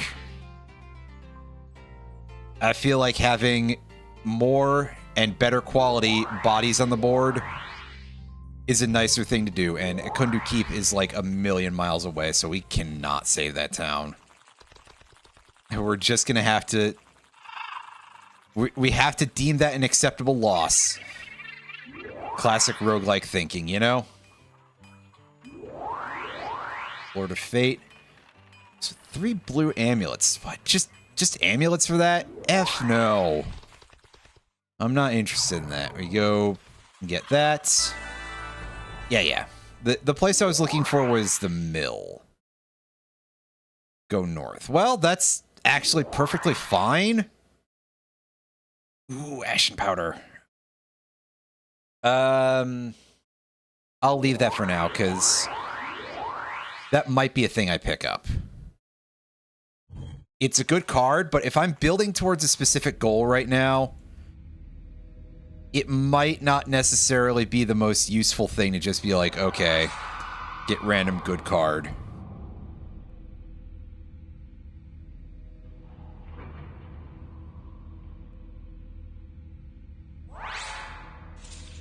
Just a compass. That's not going to do anything for us, really. And we got our first Power 9 this early. We got Mox Jet. It's a shame we couldn't get the Black Lotus out of that one dungeon, but hey.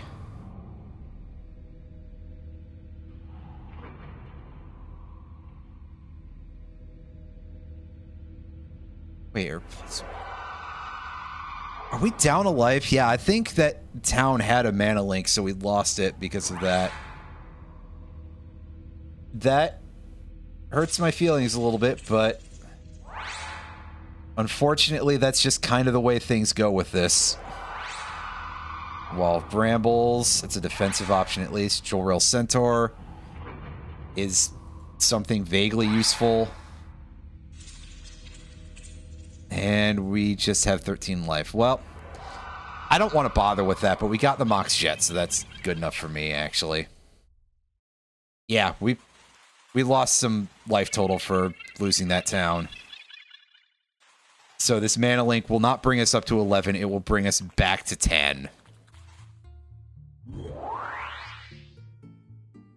Ditching that Mystic Compass. Give me the Mox Jet. There we go. Oh, yeah. Pick up one of these. Other cards not really being terribly helpful for us, but that by itself. I'm not touching that, sorry. Infernal Tribute. 2, sack a non-token permanent, draw a card. That's kind of nice, actually, but you do want to have the right deck for it, and I do not. So I think that one is just going to get converted into cash. Yeah, 320. That's a pretty good deal, actually. Unfortunately, Matenda Village here is white-blue aligned, so not really our bag right now. Hey, we got Daniel. You're not going to be that good, as much as I love Forgetful Fish. Nether Fiend, which has been menacing this village. Oh boy, that's rough. But Ooh. Tomb of Yawgmoth contains small green creature. How would it be... Why would it be termed Tomb of Yawgmoth right now? Yawgmoth was still alive. Like, I guess the assumption that he died or something? Back in the Thran Age? Actual thousands of years before the point when this game takes place?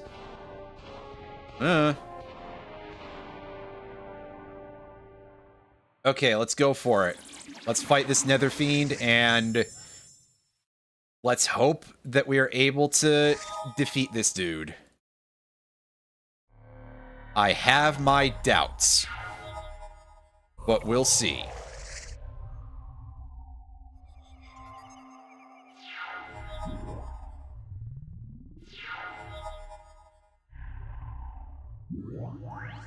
I mean, he could also prove to be completely tepid. That is a distinct possibility. Oh, he's got some endless cockroaches. Lovely. Yeah, so swinging with the 1/1 elf is not really useful. Not that I would really want to, under most circumstances. Snaring Bridge. Creatures of power greater than...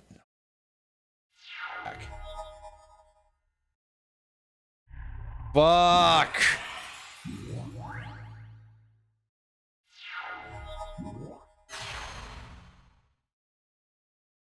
Fine.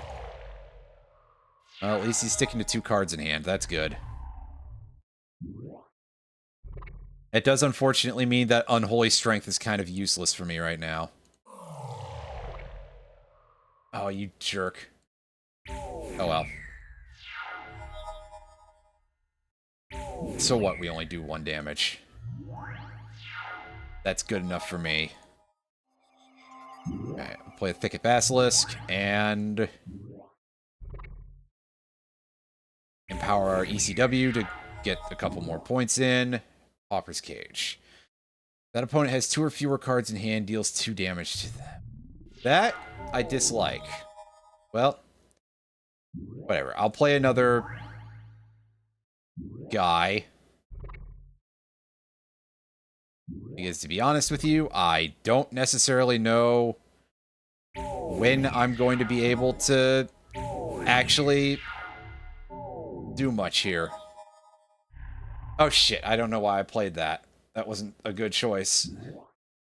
It's okay, I'm probably dead and by probably I mean, yeah, there was no option for me to get out of that, but yeah, because that's beginning of upkeep anyway, so I wouldn't be able to avoid that. And that's why we saved recently, is because I want to reload in order to challenge this big boy a couple of times. Oh, there's a different one over here. Still wanting us to give up Nightmare, I see. 2 in a row. Take them all, because that's a garbage hand. This is a less garbage hand. Deathwatch can get tucked. Because the odds of us using that are not really high.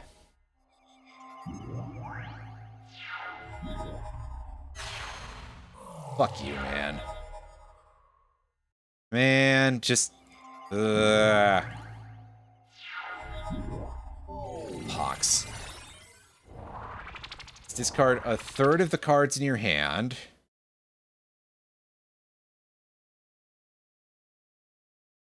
It's 30 of your life. Discard a third of the cards in your hand. Sacrifice a third of your creatures. Sacrifice a third of your lands.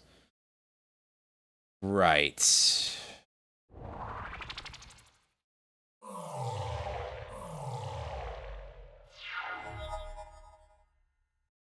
It is what you would politely call kind of a lot. Do you even do anything with that?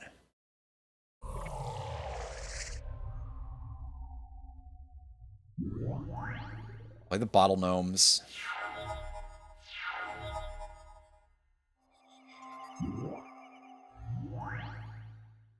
At this point, that's just... it's something, so I'm okay with that. Reign of Terror. Destroy all green or all white creatures. They can't be regenerated. You lose 2 life. Yeah.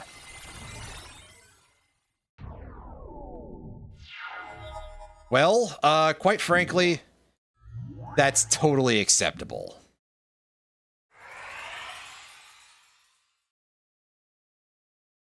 I just have to hope that he does an ensnaring bridge. I have nothing to discard, buddy.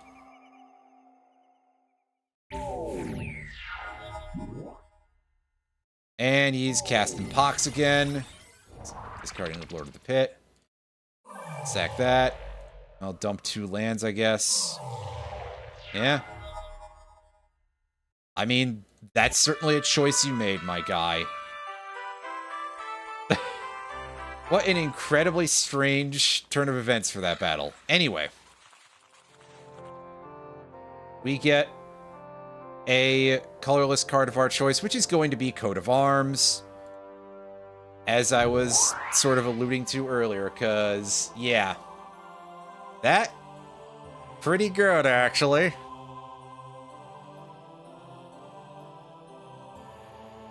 Oh yeah, don't pass it by entirely, you fool. Plus reversal. It's not really that's really not that good. But hey, if the game thinks it's worth that much, okay.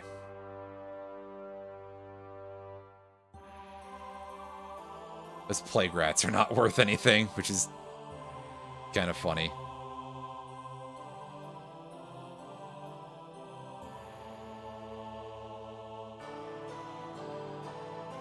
Extremely ugly looking ox art.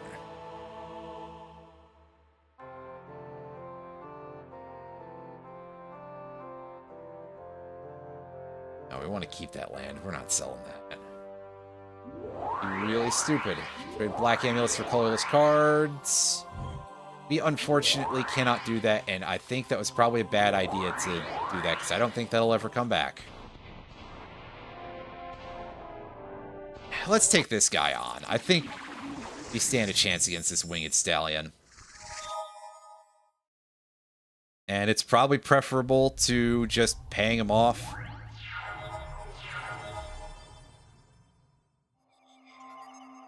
For his horse money. Yeah, this dude is one of the small handful of very explicitly multicolor decks. You can see that he's playing all dual lands at this point, and holy crap, that is an annoying thing to see. Let's curse land over there, and it's past turn for now.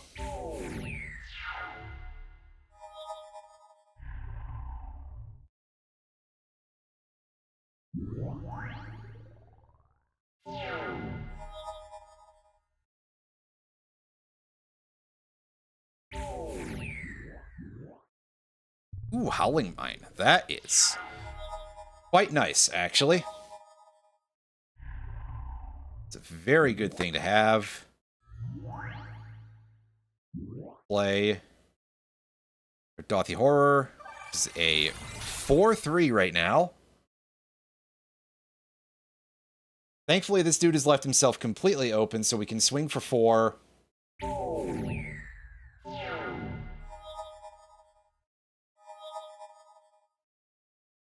And I can crack my gnomes to offset that attack. And thank goodness he didn't skip his draw phase last time, so we should just be able to take the win. And we sure did. Teleported, and I am... Good lord, I am so far away from where I started. Well, thanks, dude. I'm sure that you meant that to theoretically be helpful, but it was not. Take that. What's your quest? Beat the Elementalist. Turn here and they will reward us with 2 red amulets. Sure, why not? Let's give that a shot.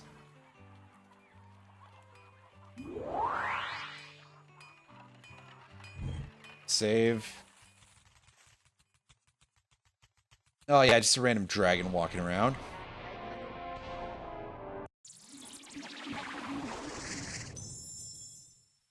I'll keep this hand. I almost thought for a second that I only had one land in there, but that was my bad for not reading correctly. Oh, Force Spike. Darn. Well, here, I'll play the ghouls that way, in case Force Spike is a thing. Ah, shit.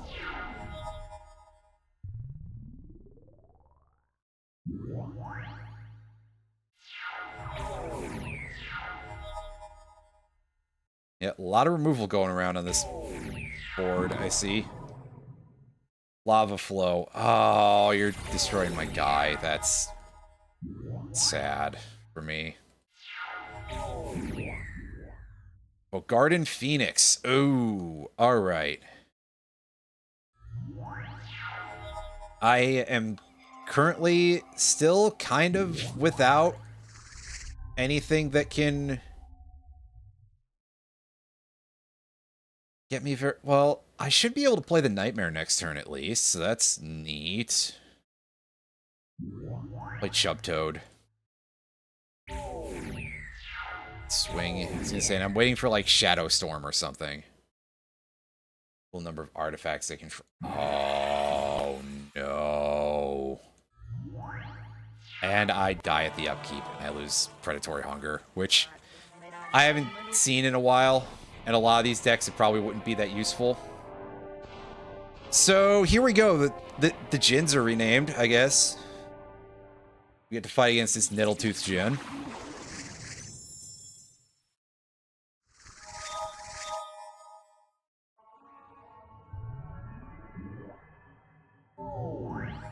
Playing Wall of Blossoms. Yeah, well, hey, dude. Speaking of Moxen, take a look at what I've got. Oh. Someone's not impressed. I mean, fair enough, but still. Time Twister. As I draw only one land once again. Well. Well then. We'll kill that Man of War.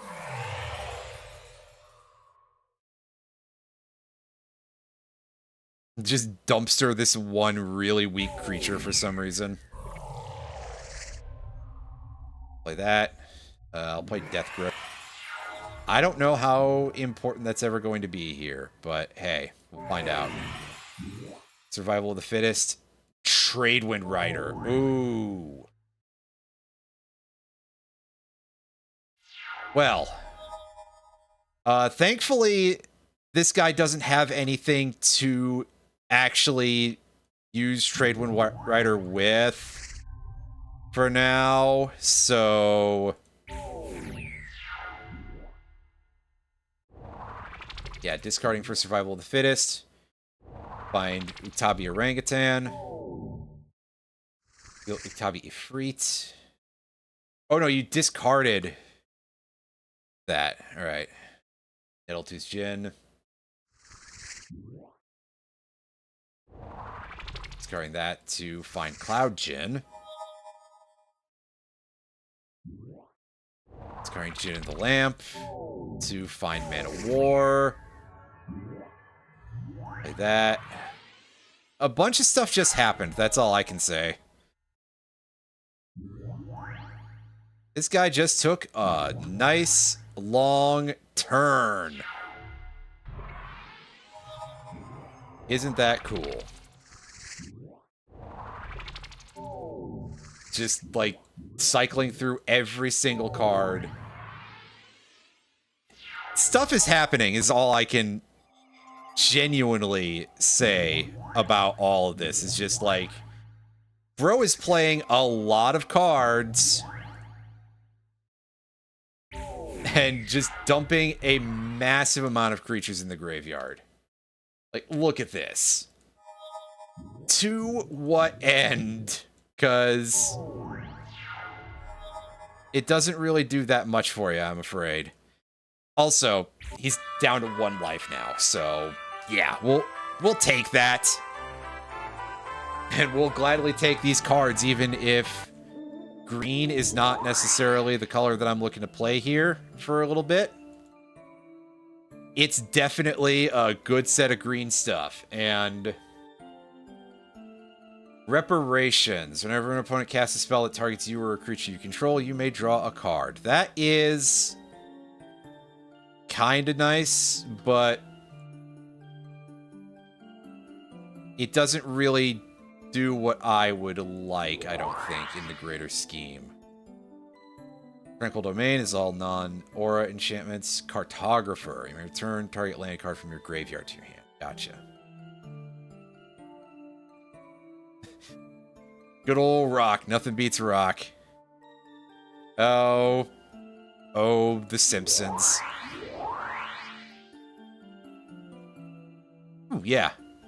Okay, give that guy the money, and we technically are able to put it to use at least, so there's that.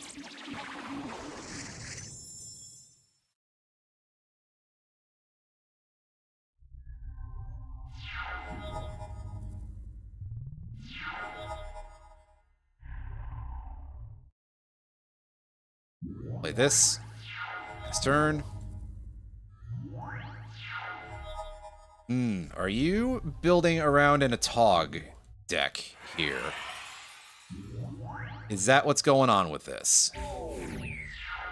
Or Atogs?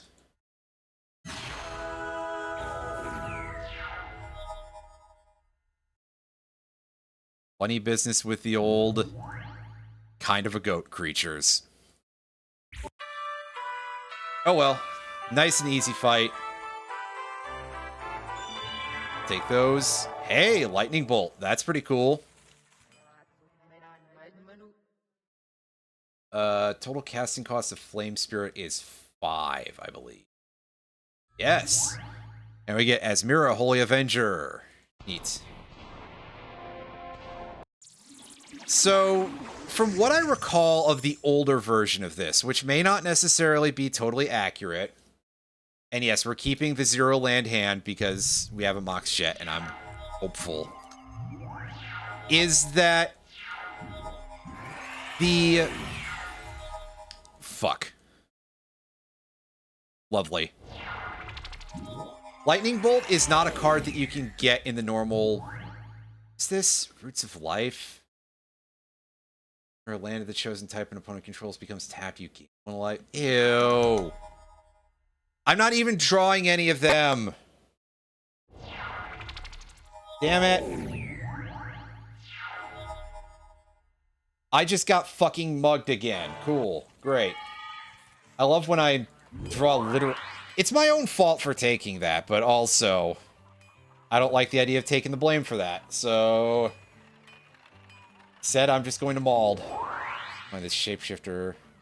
Make the shapeshifter a 9/1 creature. I mean, technically, yes, you can do that, but I would not recommend it.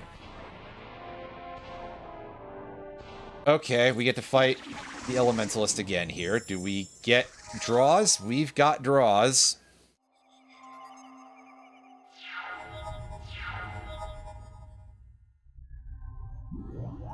Play the Warlord. Damn it. Thought you had removal, but it might have been the other guy I was thinking of more.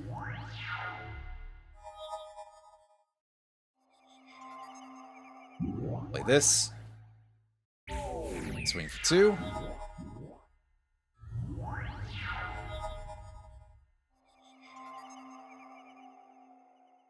Player ECW, and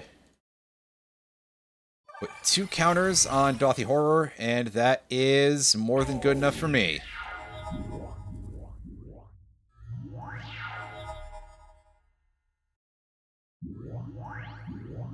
We are just going to go for pure raw damage here. Now, thankfully, this time I don't have a Mox in play to get hit by Ancient Runes, pardon me. Ancestral Runes, not quite. But, there we go. Fight 1, and I'm trying to maneuver around this Goofus, because I don't want to get into another battle, but I may have to. Yep, we just take the... We just pay the 40 gold, actually. Because that Dothy Warlord is too valuable.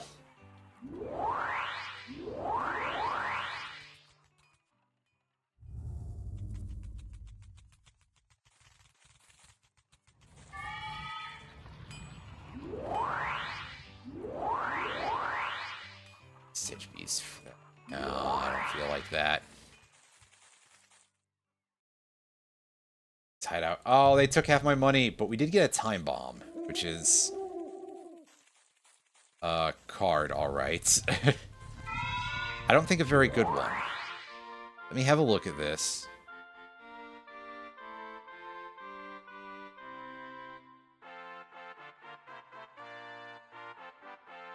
Apocalypse. Are you worth anything? Yeah, this is a little bit too high risk for me, so I'm going to throw that out. It's powerful, but yeah, that doesn't seem to really be my thing. Sack Time Bomb deals damage equal to the number of time counters on it to each creature and each player. Red amulets for instance. What have we got? Do we have anything good that we can pick up for black? I mean, we could pick up a couple of just like Dark Banishing or Diabolic Edict.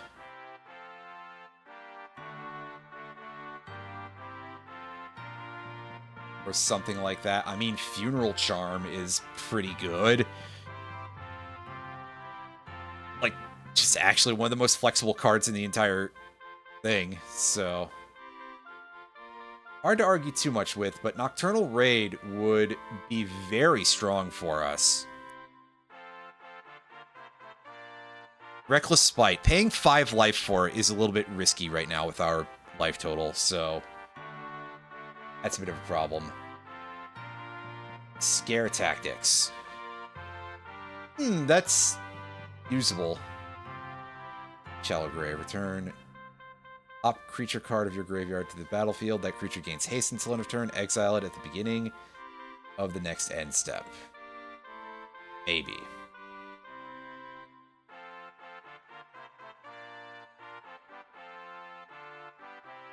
I guess just picking up some terror would help us.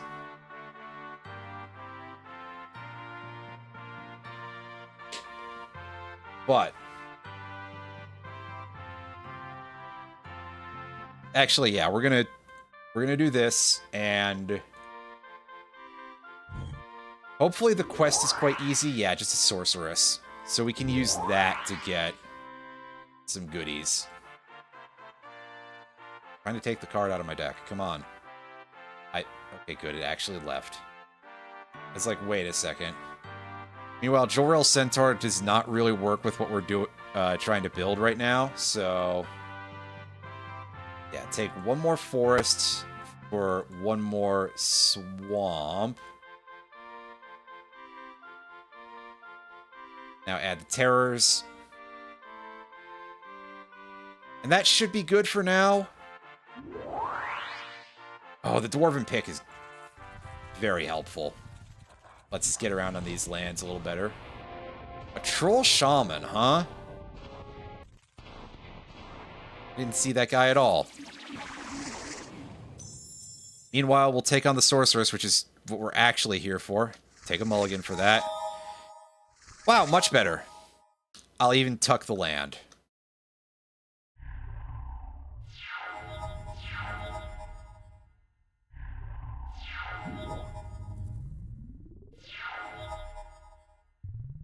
Play Mox Jet, and drop Dothy Marauder, and just keep on going. Fire Slinger. Ooh. I think I would like for you to have fewer of those. Please.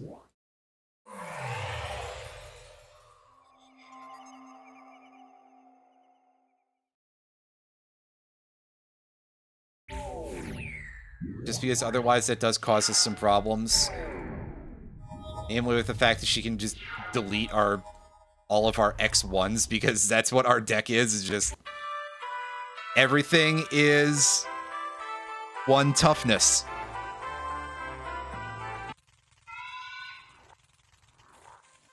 So that on paper is a bit of a problem.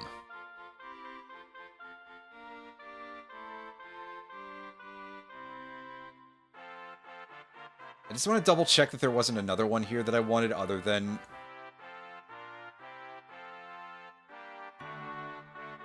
Yeah, we're taking the Shallow Grave.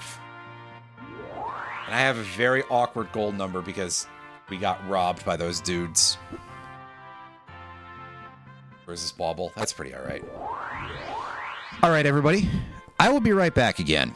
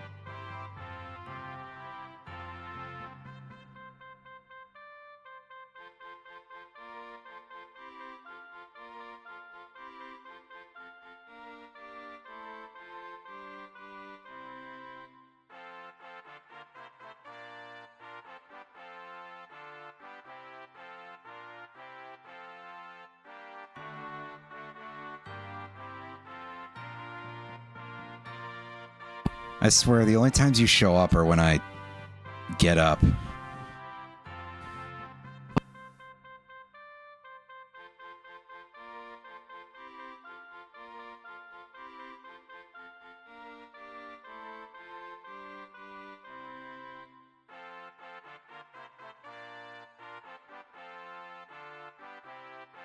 Anyway, hi, someone is outside revving their engine really loud. So I can hear it. I don't think you guys can hear it, but I keep hearing it every once in a while, and I'm just like... I know that some things are not, like, instantaneous. It's just like, I just think, man, just go! Because it drives me nuts. I don't need the help.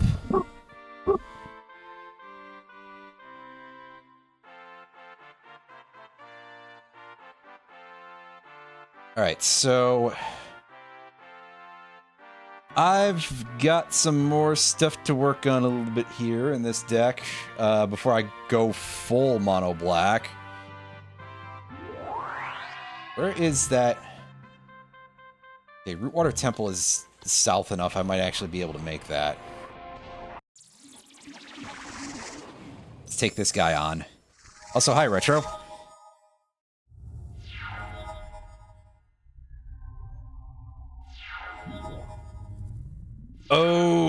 Oh, that sucks. I kind of hate seeing that. It's okay, maybe this guy will start boiling his own piss a little bit here.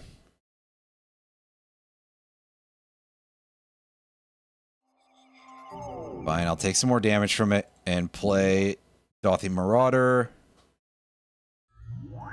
And swing for the 1. As he shocks my... Oh. That's quite unfortunate because I was really hoping to put Sadistic Glee on the Marauder first. But unfortunately, we're not allowed such things.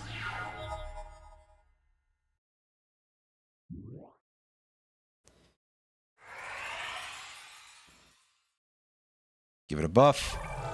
Sack for our 3 life, and swing for a win.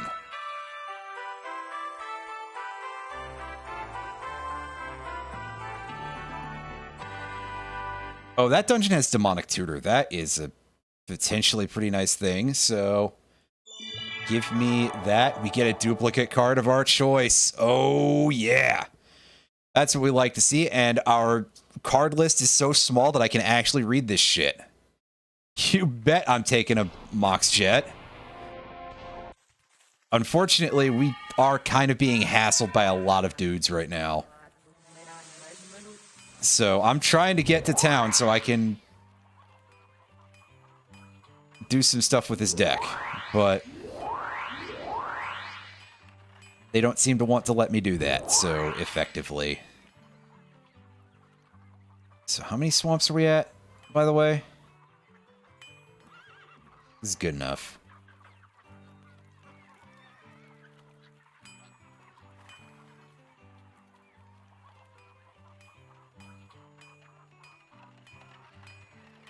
Take out all of these. That in. Mox Jet and a Badlands, because we have one of those.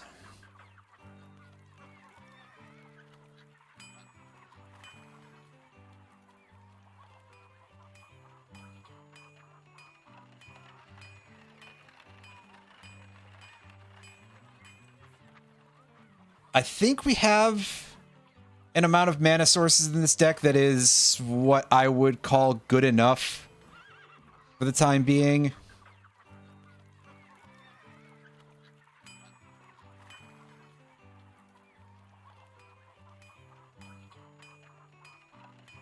Put another Sneck in there. In the overall, we definitely could just use more stuff in general, but this is a fair enough start, really. I just need to find myself some more sources of things that are willing to give me black cards. Oh, that guy's chasing me. Going to save here real quick and pull up the map. That was literally right over there and literally right as soon as I saved.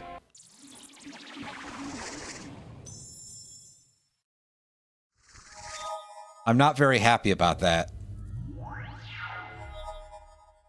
Because I could have rescued that the old-fashioned way, but hey.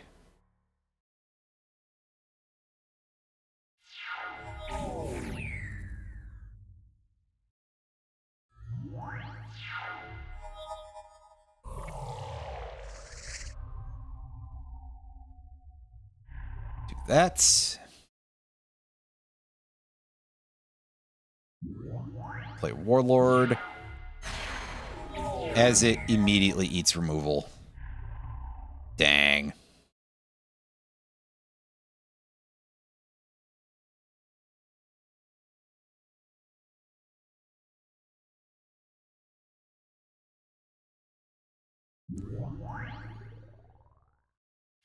Play that.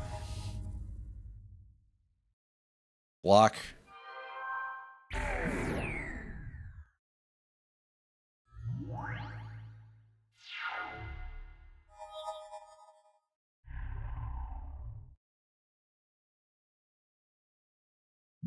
Play a Dothy Horror and kill that guy. Now pass turn. I'm not interested in letting you do that. I'll just take the extra life. Ow. That's very, very upsetting. Play that and just get robbed as usual.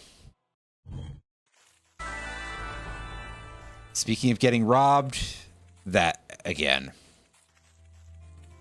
So I guess let's just save it right now.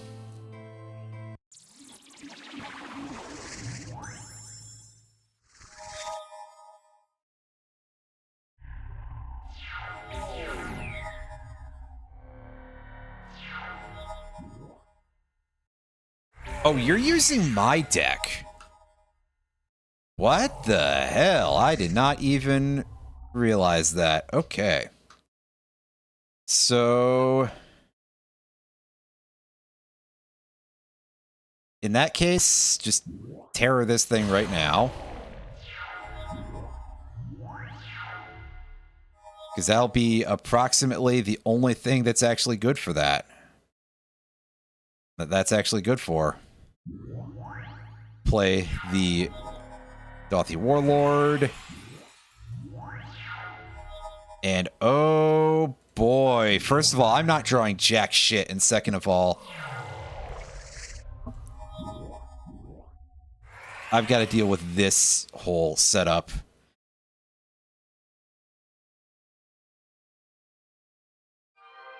I hate this. I'm really, really displeased by how good this deck is. But I get to play another Horror and another Warlord, and I get swinging for 4. Hooray!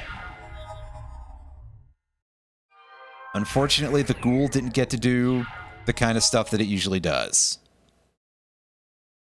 But our 2 Warlords should be good enough to hash things out for us. So that ended up being shockingly painless. Defeat the Sorceress for colorless card. I definitely want to do that, but I do want to take a look at the shop first. And buy that, and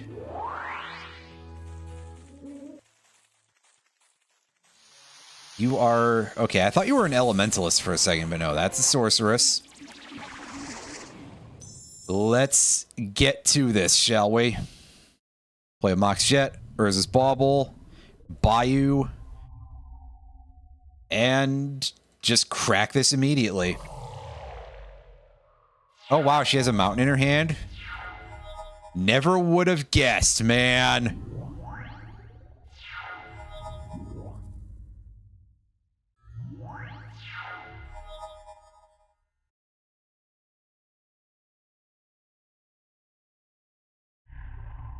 Play this, drop Tar Pit Warrior.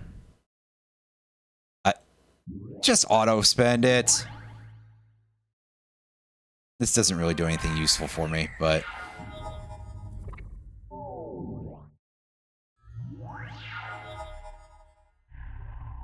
I guess I wasn't really expecting a whole lot to happen anyway.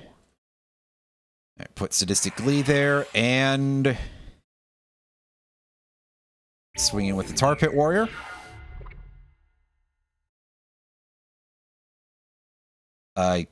Yes, done.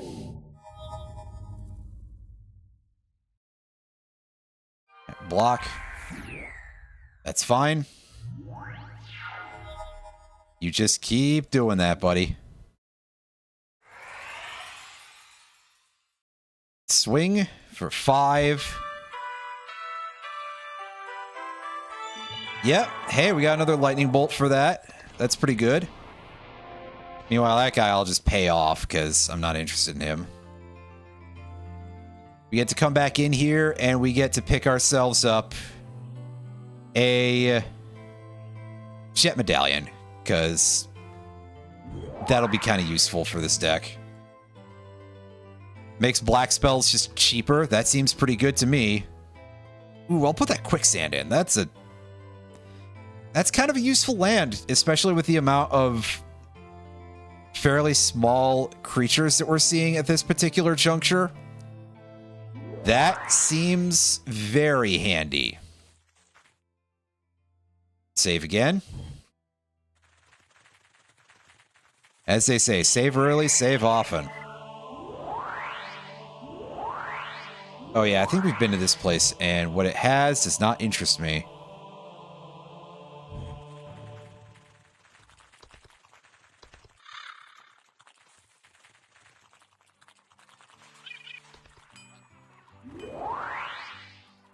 Centaur Shaman for 3 black amulets. I'll get one of those. Stronghold Taskmaster. No, that thing is dog shit. There's genuinely not a whole lot of nice words I can say about that card. Oh boy.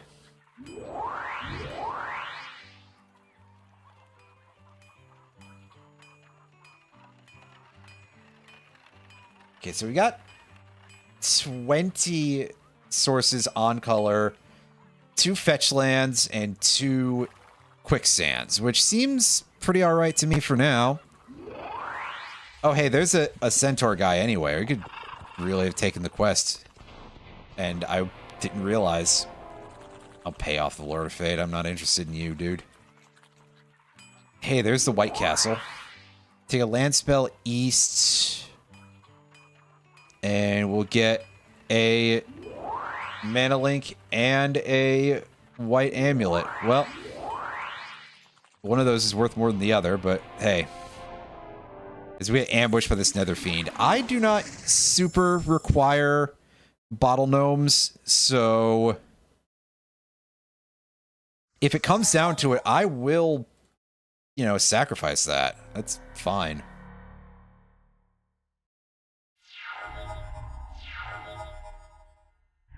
I'm not saying it would make me happy, but I'll do it.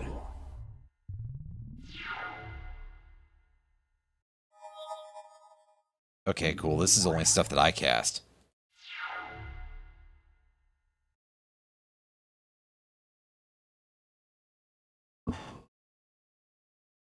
I can't read that. I can't read that username because of being in dark mode. Jertza, I believe. Oh, I have to sacrifice our one good creature that we have. Well, I could shallow grave and be able to swing for 2, but that's just spiteful. I suppose I should have done it for... Yeah, because I can't use that because it's... it only works on attacking creatures. Well, you know what? Spite rules the day, I suppose. Let's kill that Xenic Poltergeist. And... blight one of this dude's random lands. Just, hey. Oh, boy. Bottomless Pit. Made me discard the... It made me discard Shallow Grave immediately. Oh. I guess I should have used it while I had the chance. It's alright. The fewer things this guy can play, the happier I'll be. Dothy Ghoul is nice to have going. Plus, Warlord. Hey, as long as I can stem the amount of... Oh. Should have known that was coming. As long as I can stem the amount of discarding I do pretty soon, that'll be fine. Yeah, we'll just play that... I didn't see that he had another quicksand. Well... Oh, fuck my life. That's just straight up gonna kill me, because... yeah, that's a completely dead draw in that fight. Well... I suppose it had to happen eventually, but all we lost out of the deal was bottle gnomes. Not the worst thing to lose. I'll put up with it. And I'll pay the 2 black amulets to get Dothy Embrace. Because I lost one of those early in the game. And I still haven't... Oh, and there's a third one right here. Well, shit. That was kind of a waste of money in that case, but hey. Actually, you know what? Give me another cursed land, because having just sort of like things that make the opponent tick to death as a backup win condition, that's kind of useful. Meanwhile, the horrible hordes can stay because they are an extra body on the board if things come down to it. Where is... Oh, I'm going in the complete wrong direction. Once again, I have confused my easts and my wests. And unfortunately, the world map doesn't wrap around in this game, so... You know, unlike how it does in real life, basically. So... I can't even say, oh yeah, if I just go east enough, I'll get west. Turns out it don't work that way. Not in the video game, anyway. What do you got? Yeah, you are the Shadow Man here, huh? Playing Sarcomancy to get that nice cheap zombie token on the board. And he's playing another one. Well...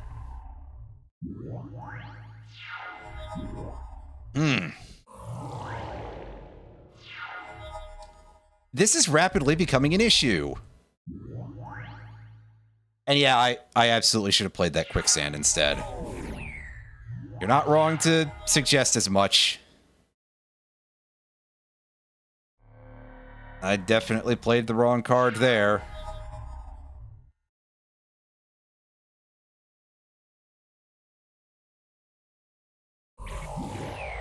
Yep, let's eat that guy. Skull Catapult. Ooh. Mm-hmm. Don't really like that very much, but okay. I'll swing with the Warlord, and... excellent trade. As he kills my Tar Pit Warrior. Well, boo.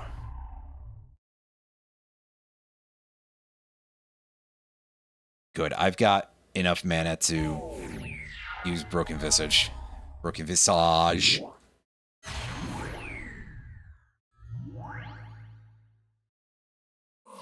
Unfortunately, he did immediately play another zombie, so much for Sarcomancy damage being the thing that kills him.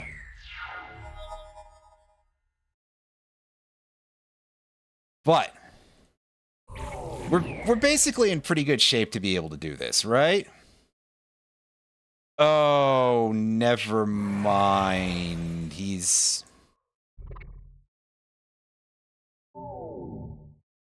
actually, hold up. Yeah, no, this is... he's gonna have to pull out something that I don't think is in this at all to get away with that. But I want the cards from that, because... yeah, another Dothy Warlord. Again, with that being our main thing that we're doing with this deck. So, I'm going to actually dump the Mischievous Poltergeist instead of the Horrible Hordes.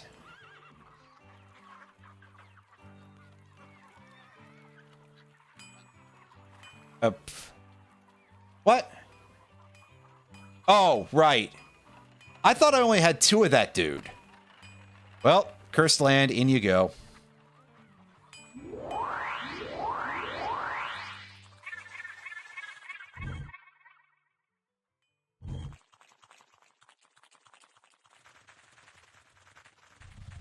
As we make our way over to Teferi's Tavern, takes the plains, and we get our returns for that. We'll pick up a couple of things here. Ooh, Ashes to Ashes is quite potent, but again, 5 life to do that right now. Ooh.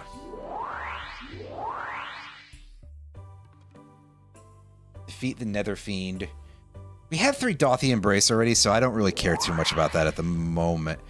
Wait, I think Bad Moon is in this, right? So... go back into town and have the game crash. Whoops. One sec.